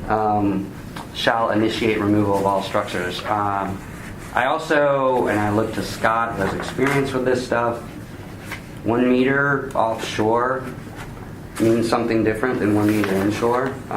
So is it 1 meter from when it was buried? What if it's, or is it 1 meter at the end of the project when it's subject to be removed? Because one could argue, well, it was 3 meters, where it was 1 meter deep when we put this thing in. It may be exposed at this point in time, but you know, it was. So there's some stuff there that it's just not clear, and I think everybody has the best interest around this stuff for removal, but it's something really important, and I know that DSL's been left holding the bag on a lot of other issues that sit on the bottom, and there's little ability to really do anything about it, enforcement about it. And this is just it's a plague on the coast with agencies being left holding the bag. And I know we're a long ways away from a lot of stuff going in, but I just don't want to see this. I want to make sure that this is clear, crystal clear, about when and how initiation of removal occurs, and that these things are, that the state's going to be able to enforce when it's time to take these things out. I don't want them relying on advocacy groups, I guess is my point. I don't want the state to have to rely on advocacy groups to do the enforcement. I think that that should be built in. I think, Charlie, our experience has been that sand shifts quite a bit out to 15 fathoms or so. We've had years at Clatsop Beach where the Peter Iredale, the bow is visible, but almost all of the hull is covered with sand. And we've had other years, rare, but we've had other years where you can see 2 or 3 feet of the hull plate. I mean, it's like once every 10 years, but I can remember in my life seeing parts of the ship that hadn't been seen for 30 or 40 years because sand migration. And so you make a good point. I think specify at the end of the lease period or end of the permit? Well, I think you should. I don't see any other way to interpret it than at the time of abandonment is it buried a meter. But the reality is, even if it's a meter down at the end of when it's abandoned, that doesn't mean that the next year sand may migrate away and it might become exposed. Well, the I way the think that's statute's reality. written, if you're allowed to exclude it, keep it in situ, if it's buried more than a meter, as far as an agency has an authorization and a holder, I mean, you have to close the authorization at some Right. point. In Yeah, which case, they you're just going to want- release them from the liability of it. It's kind of... I mean, at that point, then it's still state lands, and then there are state programs and partnerships that should be pursued to clean up the ocean. I'm all for that. We'll take Which it. Charlie doesn't That's what I'm saying. I know. Does that mean OMD will advocate for these things? Well, 'Cause I, as a planner, advocate for it. I can't speak for my I could list a whole list of projects that Yeah. ESL could use help pulling off the bottom. I think it's a partnership that's going to have to happen between multiple agencies. Okay, guys, it's 1 o'clock. We've gotten through all of my points on the rules. Looks like we have a few more things to get on the rules. We have admin fees, which we did talk about during the rule discussion, and then the Secretary of State notices. Do you want to, let's finish the rules if we can. I think we've only got a few more comments left here. Are you guys comfortable reviewing the notices and getting me your comments in the next couple of weeks on those? The Or do notices that you send out in your email, Chris? Yes. Yeah, I'm good with how you guys clarified the legality of the environmental Okay, review. yeah. I think that's important to tie it back to existing guidelines, regulations, and so forth, and keep it in that context. I'm good with how you guys clarified that. I also appreciate the timeline that you provided today. Okay. Also, We talked a little bit about that 6 too. months. That seems reasonable. If it goes beyond that, then we're talking crazy. I'm just curious, Sean, I mean, do you guys want another RAC meeting, or do you want to correspond via email or phone with the agency over the next couple weeks and have us try to move forward with public comment and public hearings as the next phase? The latter. Yeah. Are you just talking about these? Yes, both the Secretary of State notices. That's what we're going to discuss. Frankly, we're charged with you're charged with reviewing them as a RAC. So Right. But we're going to then skip the fee discussion? Well, it is 1 o'clock. Yeah, right. I just want to be clear on what you're proposing. Yeah. That we would cap off the rules, skip the fees, and because we've already discussed it, I guess, and just we could discuss email fees, our input on these. or you could email me input on the fees too. But it wouldn't be a discussion like this. Or the question is, we have another RAC meeting, and then reset the Secretary of State. Let's reset the public hearings and meeting and public comment period for a later date. If you already set the dates. No, it's draft. Well, I'm comfortable. Chris, I think there's some people We that. just have to be able to post notice by May 15th to get it into the June bulletin. So for the But if we have another RAC meeting, there'll be no June. There'll be no June public hearings. You'll be looking later on. So the only thing I would have to say is I think I saved a couple comments about the fees till the fee discussion, and so I think that we should have that. If we can finish up with the rules, say 15 minutes of fees if we can, and then if Can there's some everyone time stay left- an extra 15 to 30 minutes? Yeah. Can I ask a question? Is, for the fishing fleet, if we have public comment and hearings when the fishing fleet's gone, that's not genuine. Do we have to get it out? So are they going to be around June, July? Most fishermen are fishing June and July. I mean, sort of the off months are November and March, but even those are not completely off. So Right. I don't think you really want to wait until there's an off period. We've had participation in RAC. Traditional. Do you have another wrap-up meeting after the public hearing? We certainly could. I didn't know if that was... We have not before. I think it would be a bad idea, at least to debrief, and maybe, as you've mentioned, so some of the things you guys have been discussing about, I think, might lead to a possible legislative concept in the future. There's always room for improvement on the rules. I would really like to get the rules at least updated in some form, and I think the next iteration is going to be, tweaks. I think this is taking a long time because it's such a major overhaul. But what else has come out of this is maybe there are tweaks to Chapter 274 you want to look at and take to Senator Roblin or Rep. McEwen or whomever. obviously not this session, which is fine with me because there's plenty to do this session.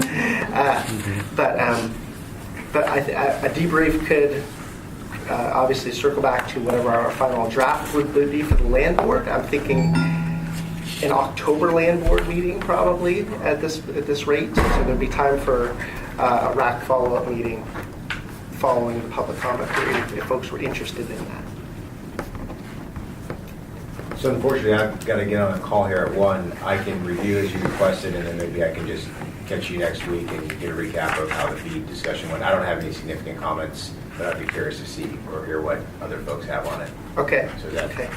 Yeah. So you're okay with the fees, the administrative fees as written, and the lease compensation formula? No pressure? No, this is. Yeah, that's too much pressure. Let me get my head around it, and I think it based on the feedback from other folks, and if it's something that needs to be disclosed publicly, I can write up my response and reply all. Just shoot whatever an you email. have. Yeah, that's fine. That's fine. Great, thanks. Thank you. And We're sorry. Your conference is ending now. Please hang up. I don't think there's anybody on the I don't line. think there's anyone there either. Okay. Go ahead. Yeah, go ahead. Thank you. So, okay. So, who has questions, comments on the rule language currently? Charlie got me thinking about things that end up in our purview that we have to deal with. And I'm assuming it's dealt with somewhere else, but I don't know where. It would be in the operations plan, I'm assuming, for unforeseen circumstances. But is there anywhere in the rules, once they're free and no longer buried, they sometimes wash up on the beach or in other submerged and submersible lands. Is there anything in here that would flag that as being non-compliant with either the lease or the permit, or some way to make sure, because they remove it if it becomes unburied, if it's not a cable, or anyway, what if it washes up on the beach? After the permits That would closed out, be- it's the state's problem. That would be non-compliant. It wouldn't be within the lease. During the lease During the period. lease During the period, lease okay. period. Okay. Where in these rules is that covered? I gotcha. And it becomes the state's problem all the time. I know. With stuff on. So that would be non-compliance with the terms and conditions of the authorization. It would be a trespass. It wouldn't be within the authorized use area at that point, right? Okay, So it so wouldn't even be. it's covered somewhere. You're comfortable with that? Okay. Are you comfortable with that? That's the question. Well, are you guys going to come and help take it off the beach, or where? I think they could use their financial assurance. That's when you. How about if it's in the lease area but it's sunk? Same thing. That's not keeping the lease within good working repair. That would be something we would default and follow the default process, which I believe is outlined in here. Termination of temporary use authorization, and there's the default section. Okay. Which is if you're keeping score at home, 141 140 0100. And that's a pretty standard section. It was already probably in the rule, and I don't think we tweaked it too much. So there must be something between your two agencies that's set up for those kind of instances now then. Oh, you would think. Where the financial assurance is, Common that's to be developed maybe. You guys are on the bleeding edge of financial assurance. Most of our other authorizations don't require financial assurance. I mean, a fishing vessel isn't required to carry any insurance. So maybe that's I know. I mean, it's the smart thing to do if you got a lot of assets out there, but there's plenty of boats that are operating without that. And our other waterway leases, so if a dock breaks loose in Charleston, washes up on the entire corridor fleet. They don't care. That sounds like something your agency could explore in terms of Smart recovery of guys are, fees for more cleanup. comments? I think he's right. No, that Charlie just got me thinking. So I just. Well, and that's part of the reason we're included the surety bond and financial assurance, because typically we haven't been, and we end up with all this stuff that we have no funding to get rid of. Right, but even having it in place, there's an after action if something does happen for that money funds to be transferred between agencies to get the stuff cleaned up. Well, they can hire the contractor to get it off the beach instead of us if they want. So there's a couple things we can do if it's on state Chris's baby now. It's we would default them on their lease, which could lead to a termination. So hopefully they have time to cure the default, i.e. go grab their stuff and pull it back and anchor it into their leasehold, which is what we'd like to see them do. Or we could terminate the lease, issue them notice of trespass, use in this case, because the statute does have a decommissioning and financial assurance, use the access to that, or we could also remove it ourselves and bill them, and start. There's a civil penalty authority as well. So once it's a trespass, we could start accruing civil penalties on it as well. That should be the case for anyone who dumps stuff in there. And part of that, and yes, and we do have that. So the trespass and civil penalty authority is for anything. The problem is usually people are what they call judgment proof. They don't have any money. That's why the financial assurance is an important part, and it's good forethought. Thinking positively, if something did go wrong, you would give them an opportunity to cure it themselves without a default. And that is delineated in that section of rule. Yeah. Yep, you absolutely have it right. Yeah. Tons of opportunity. Because it's Go to all kinds of lengths it's to make best sure for that the they have the public, chance it's to do best that. for the state, cost effectively for the holder to do take care of it. It's much more cost effective. Unless it's putting something at risk. If it's an emergency and they're not dealing with it, we have to get it off for public safety or resource risk. Then Yeah, we would have the same concern. I would encourage you to look at that section 100. Should cover most of those. Oh, We want to make sure we get to Walter, because Walter has questions on fees. I thought everybody did. Oh, yeah. Okay, so here, I just want to go over a few action items. We had a lot of comments on different sections. I thought I highlighted, and I'll send this to everybody. So let me know if you think it's, and I'll read through it and make sure they're okay. One of them is going to be fee related. So one of them is the refundability or no refundability or partial refundability of lease application fees. So we'll get to that in a second. Wanted me to clarify that all decommissioning must be completed during the term of the lease after checking on the applicable statutes, and we had some follow-up discussions on that. Add that amendments may be subject to JART and or public review. So that's something I will look at as well. Confirm that a project modification is reviewed. That actually that's the same comment. So it's doubly important. And I'll look at our existing water releasing rules and some other rules. This was this one, the numbers mean nothing to us as we just look here, but I remember what this was. This was, Scott, this was yours with regards to a temporary use project that's grid connected being either generating revenue, like any dollar amount, or the profit. And if no one has problems with it, we'll change it back from profit, because you think that's easily manipulated to, you can grid connect, but if you're making any money, then you're subject to some royalty on that. Or at the director's discretion of the director. Discretion. Yeah, which is what the language was. Sure was, yep. Yeah. Okay, and then you guys, we had questions, kind of a slew of questions about structures lying more than a meter below. We also had questions about what constitutes a removal and the ambiguity about 1 meter up your deck. These actually all go together. And frankly, the language is right out of statute, but I'll talk with DOJ about that. Okay, and then of course Charlie will make sure that we add renewable anywhere that doesn't say that. I think that was it. And I'll send the whole list out and I'll look at it and see if there are more deliverables to add or at least to look at for the final draft. Yeah. Good. Okay. Great job, Chris. I think it's getting there. I think we're really just, tuning things in at this point. To the best of our abilities. If something needs to be changed through legislation, that's something we talk about it as well. Fees. Should we talk fees? Fees. Yep. I also submitted a spread. We talked a lot about the administrative fees earlier. I had a couple of spreadsheets that we used as examples of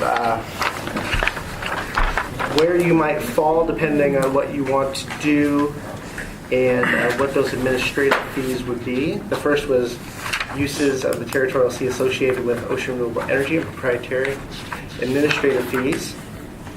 And I think we've talked a lot about this at earlier meetings too, being able to, do scientific projects under a special use license. And so we have that fee. Those aren't subject to the rules. Those are in the rules already. But basically, the two application fees we're looking at for administering ocean renewable energy projects in the territorial sea are the $5,000 for a demonstration or research project, and the subsequent and the additional $1,000 for the pre-app meeting. I would note that NIMRIC projects are not subject to that. They don't have the pre-app meeting. At NETS. At NETS, yes, as defined in the rule, which is about mobile ocean test berth. Yes, and then of course we have the second application fee that we also discussed, which is the $5,000 plus $1,000 per megawatt of capacity. Which is going to be potentially changed after the discussion today. Yes, at least to be from non-refundable to probably maybe partially. Phased refundability. Phased development equals phased application fee refundability.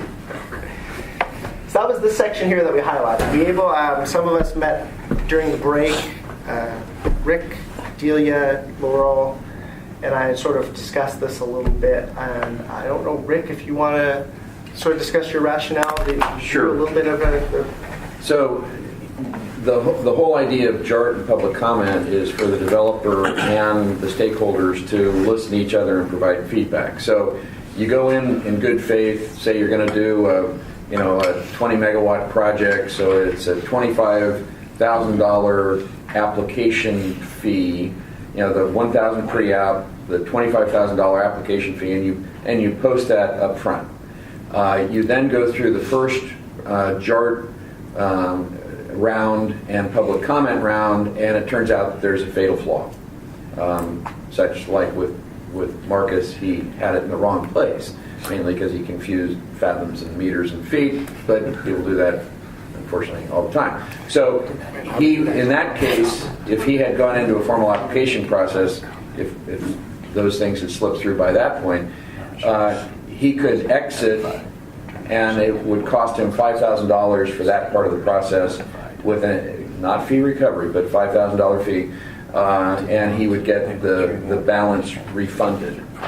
Now, if they continue past the first comment period and go into the second JART round and say, okay, we listened to you, here's what we've done to consider your comments, and the JART meets, there's a public comment session, and it comes back, and that part of the fleet that wasn't there for the first JART meeting is there for the second meeting, or something like that. And there's a fatal flaw or a no-go condition identified after the second JART round of public comments.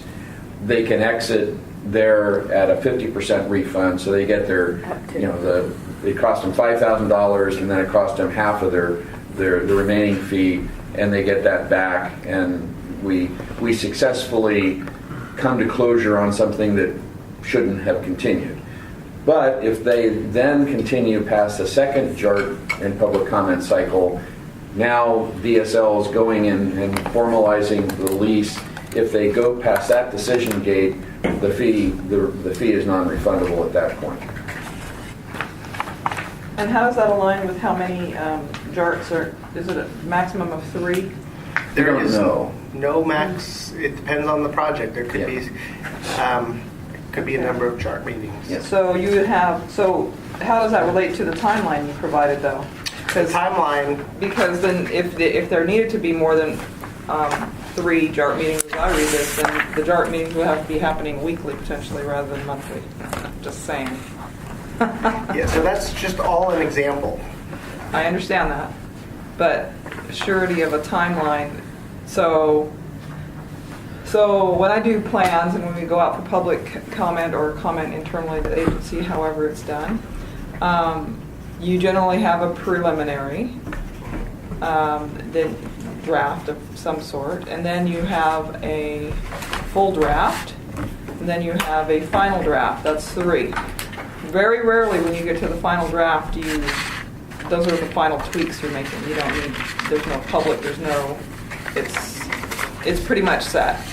So I think it's a little unreasonable, and that's a legal term, to expect to have more than 3 meetings. If with all this information that you have from all the different guidance that you have, it's not covered in one of those 3 meetings, then something's broken with the process.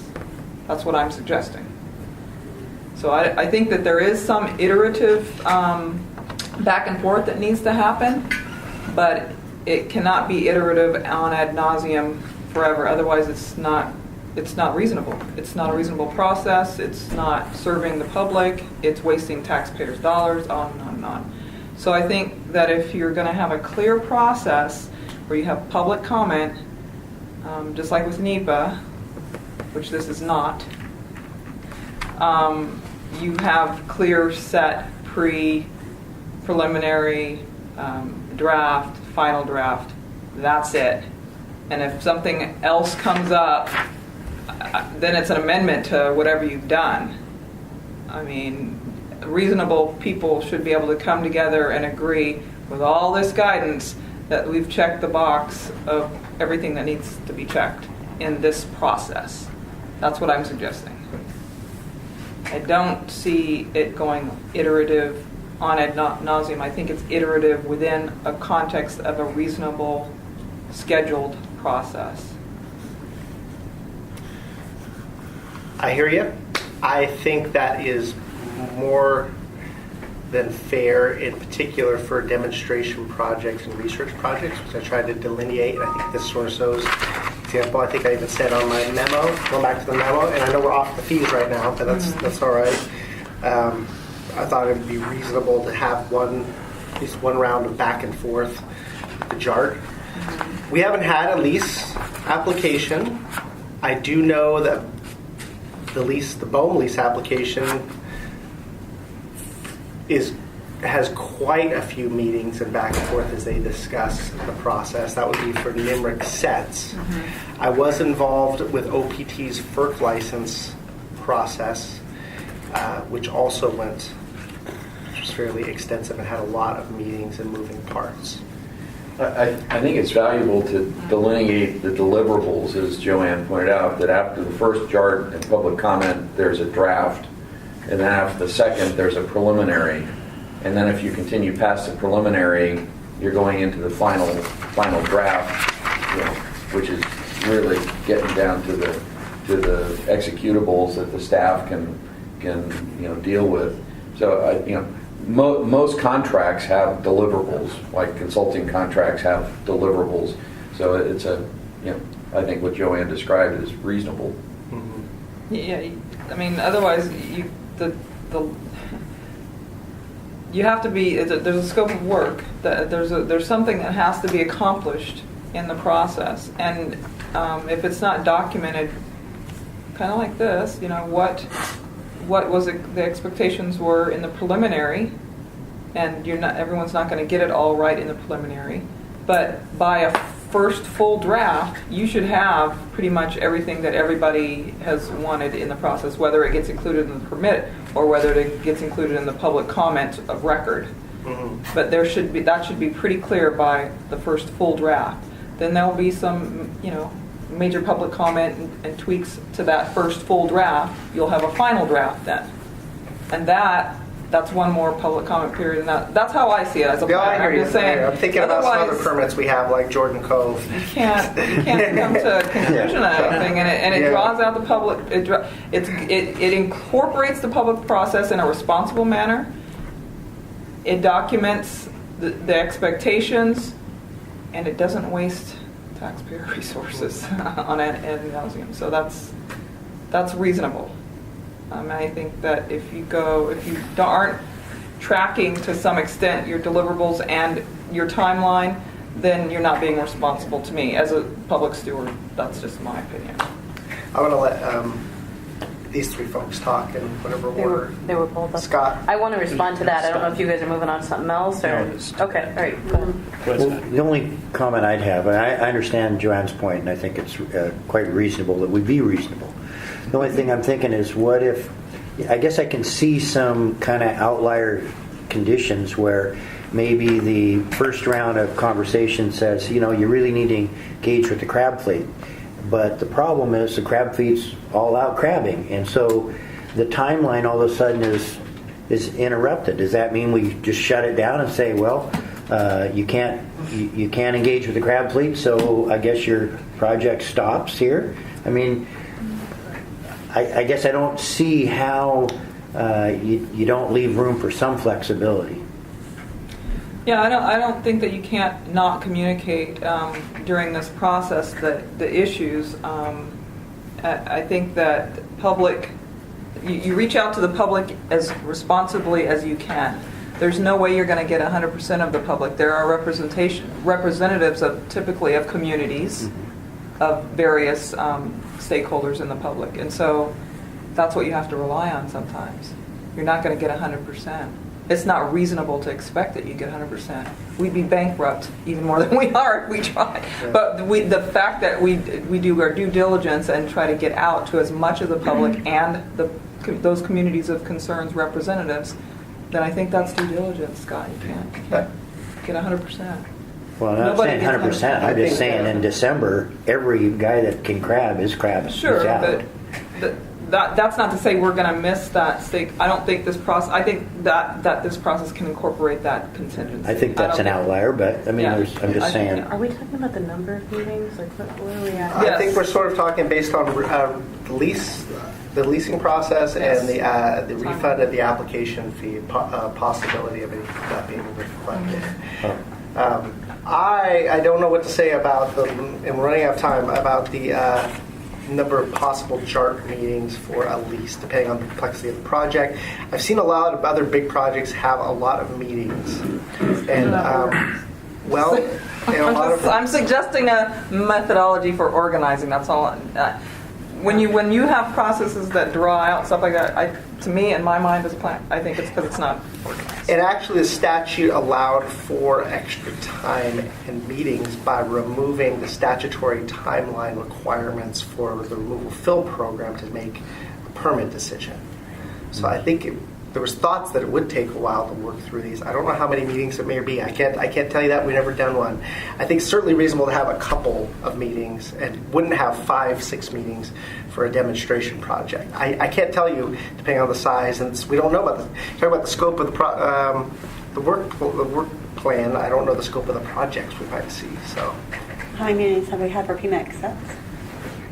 A gazillion. Is that considered a demonstration project? No, that's a lease under bones. Right, but if it were in the territorial sea, would it be a lease? The farm? It would still be a lease, not a demo. I digress. Let's finish up with these folks, and then we can come back around. So my comment would be, we're starting off. This is a brand new deal, and I think it would be really tough to put the state under a timeline. I respect the developers need to get on with this, but you also have to understand that this is a new thing for the state. You're putting these devices in a very highly used area already that's already creating jobs and already creating revenue for the state. So it's going to be, I'm not saying it's not going to happen, but I think you need to understand that there's going to be a lot of questions, there's going to be a lot of public input that's going to need to be done, and it's going to take some time. I said on the NIMRIC set site with Delia, I mean, we've gone through 18 months of meetings just to get the permitting process done. Through the port, I'm in a project that's gone through 5 years. And so these things take time. These things people need to weigh in, and nothing's set in stone. And to put an artificial timeline to when you would like these things to be done, that's great for you, but for the people of Oregon and for the agencies to be able to snap to and fall in line to how you want things to be done, I think that's not reasonable.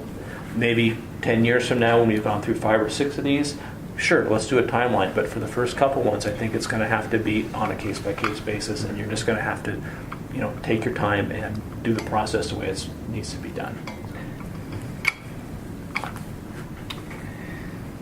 Just go and yep. Okay. So I just we did start this conversation before. I ideally would love to keep it to 3 meetings. We don't have any compensation set up for my program, so these are all project fees that are that are going towards these reviews. So, we'll do a lot of work between JART meetings, and so maybe eventually we'll get it streamlined down to the objectives of the first, the second, the third. I would love that idea. In my experience so far, though, each project has been pretty different than the others, and it's really the developers' needs that drive, the availability of information, for example, whether or not they can respond to JART recommendations, that sort of thing. So, it wouldn't be appropriate to have limited time frames or for the rules to dictate how many JART meetings we can have, because then I don't think we'd be addressing the needs of an individual developer. So eventually, I love the idea, but I just don't think we're there yet. So that's all. And how about Andy and then Scott? Yeah, I guess my comment is that the complexity of some of these applications and the complexity of the materials that we'll be asking to be reviewed leads me to believe that a single meeting to go through all of that content, all the material, to think about it, to make sure that the right information is provided by the applicants. I think you would be challenged to have all of that in a single day-long meeting, even if you scheduled it for all day. So I think you may want to have the flexibility to have topic-focused JART meetings that cover one or two of the issues present in the application and have a focused dialogue around those. Because these are going to be very complicated conversations, and we are talking about the public trust resource with potentially long timelines of impact. And I feel like this is a great thing to strive for, but an applicant may want to have the flexibility of having more than one meeting so they can prepare for just a single component of the conversation. Because I think it's a huge task to have everything ready and for them to be prepared to make their case and to say, I meet these standards because of X, Y, and Z, when, there's nuances in all of this stuff.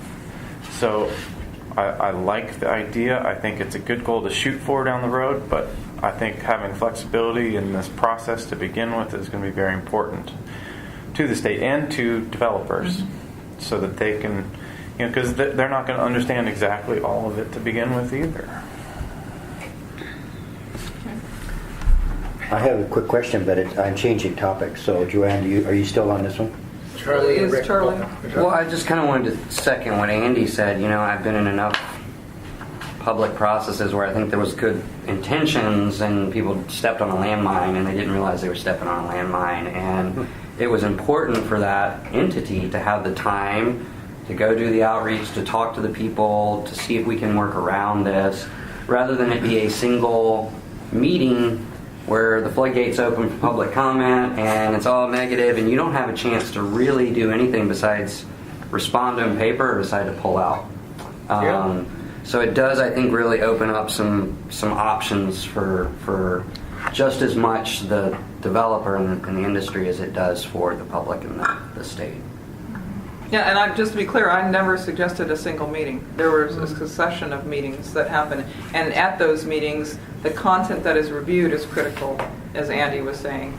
So preliminary, you would focus on issue areas.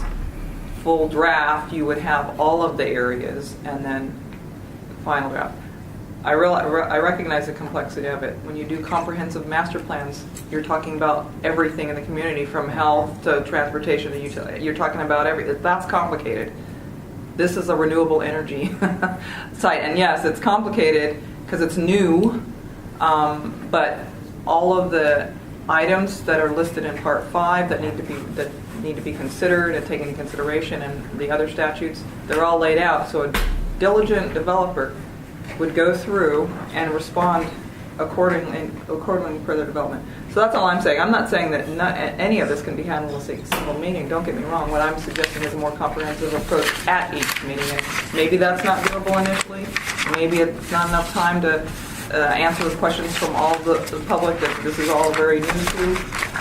But certain developers that, let's say, we would want to track to Oregon would be of the mature level that they would be able to, that's what I'm envisioning.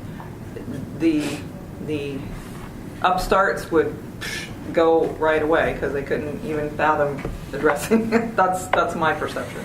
So, sorry. That's fine. I want to get to, what? Sorry, I was just wondering if Walter still had comments on fees. No, that's...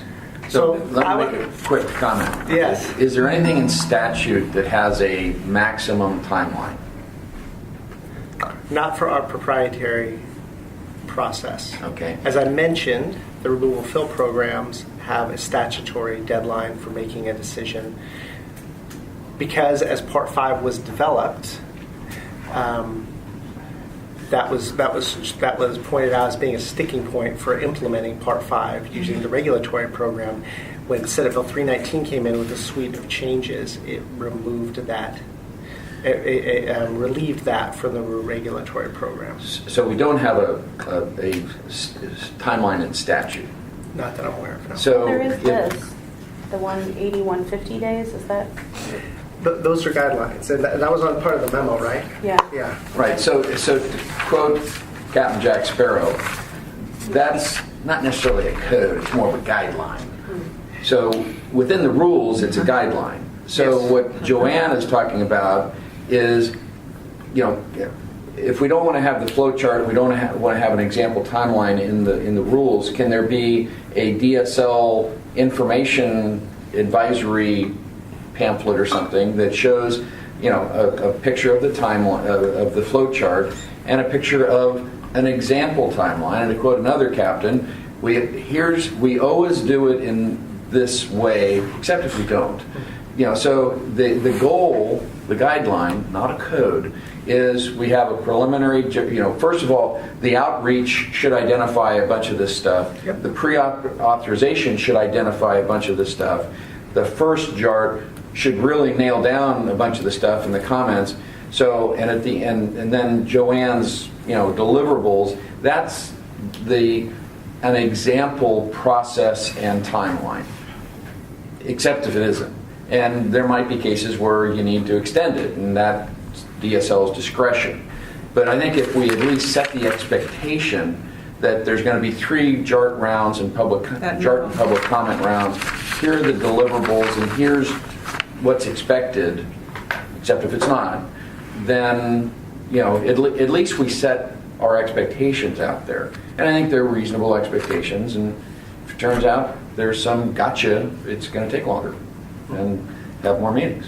But you're not suggesting that would go in the rules, right? No, I'm suggesting that it would be a reasonable. Outside the rules, there's a DSL information pamphlet that says, here's a non-binding example of how. And the memo to the RAC, which is part of the record now, and the flow chart, that could be the basis of that. Yeah. Basically, so I do like having the numbers in there about at least, even though there's director's discretion, because what has happened a lot, and I've discussed this at earlier meetings, I know it's a fledgling industry and people are contingent on grants, is that somebody gets their grant in May or June and they want to deploy in like 3 weeks. Right. Yeah. So that's the rationale of that. But let's get back. Let's at least try to wrap up the fees at least, and then I want to do a quick homework assignment. As Captain Williams described this, do you want me to run it up the chain and maybe add it to the draft rules? So I would say no cap, but some possible avenues for refunding that lease and application fee depending on the gates. The no cap comment, I would run by DOJ and see if it's comparable to what you guys do for other leases. Because we don't want discriminatory practices. Can do that. Certainly this is, and we've been asked to look at the fee structure through statute. So this is a very different process than we typically do. That's one of the reasons that the fee structure is important. Folks, do you want to have another RAC meeting or do you want to stop? Just a quick question. We're stretched out. We're stretched out on the rack. That's right. If a developer calls for a pre-app meeting and then cancels, is the $1,000 fee refundable? No, that's non-refundable. It's non-refundable. Yeah. So, okay. flat So that's all I had. Do you want to try to do the rest of this via email over the next couple weeks, or do you want me to schedule another RAC meeting? After public comments hearings, maybe there's an opportunity for the RAC to get together if you deem that there's significant public comment on an issue, and the RAC could consider how to handle that. Then I say, before you finalize the rules and take it to the land board in October, I would keep that option open. So post-public comment. Yeah, post-public comment. Well, and Chris, at your discretion, if it turns out that the email stuff isn't working, call a RAC meeting. Yeah. We trust you. In Newport, we trust you. No. Yeah, right. Good job, Walter. Did you like the public? We take outreach seriously. We No, I do think want that's a public great- input, not just from our RAC, which hopefully you feel like you've been heard, your voices have been heard in this venue, but also going out and having our public hearings in Astoria, Coos Bay, and Newport. Those 3 locations sound good to you guys? Yes. Okay, evening meetings, afternoon meetings. Scott, we don't have a Coos Bay rep here, but Scott and Walter, take a look at that schedule, and if you'd like to help with the Astoria and Newport meetings, we'd love to have you be there as rep Where members. was the schedule? It's on the Secretary of State notice.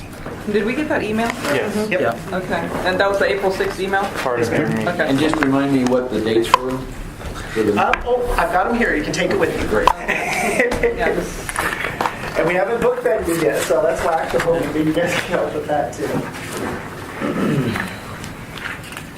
I can see some doodling needed for some of these meetings.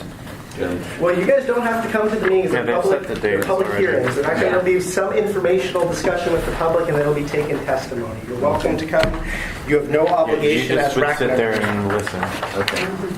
Good. Here's the statement of need and fiscal impact June statement. 20th, Please take a look 21st, at and that. 28th.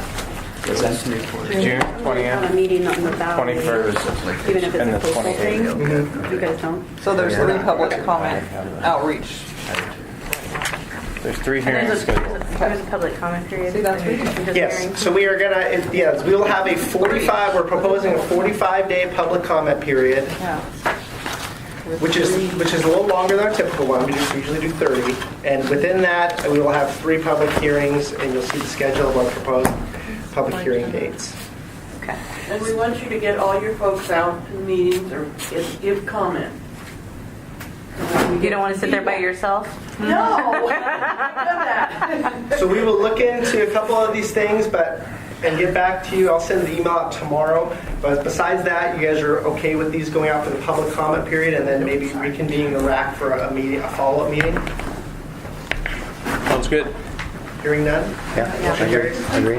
Thank you, Chris. Thank you, guys. This has been great. Good process. Good process. Very Very good. Oh, okay, thanks. Well, so there's a lot to. I know it's a lot to digest. I know it's a lot of meetings. I really appreciate your time. And We can be a tough crowd, too. that's good. All right, meeting number 8 is completed. Thank you.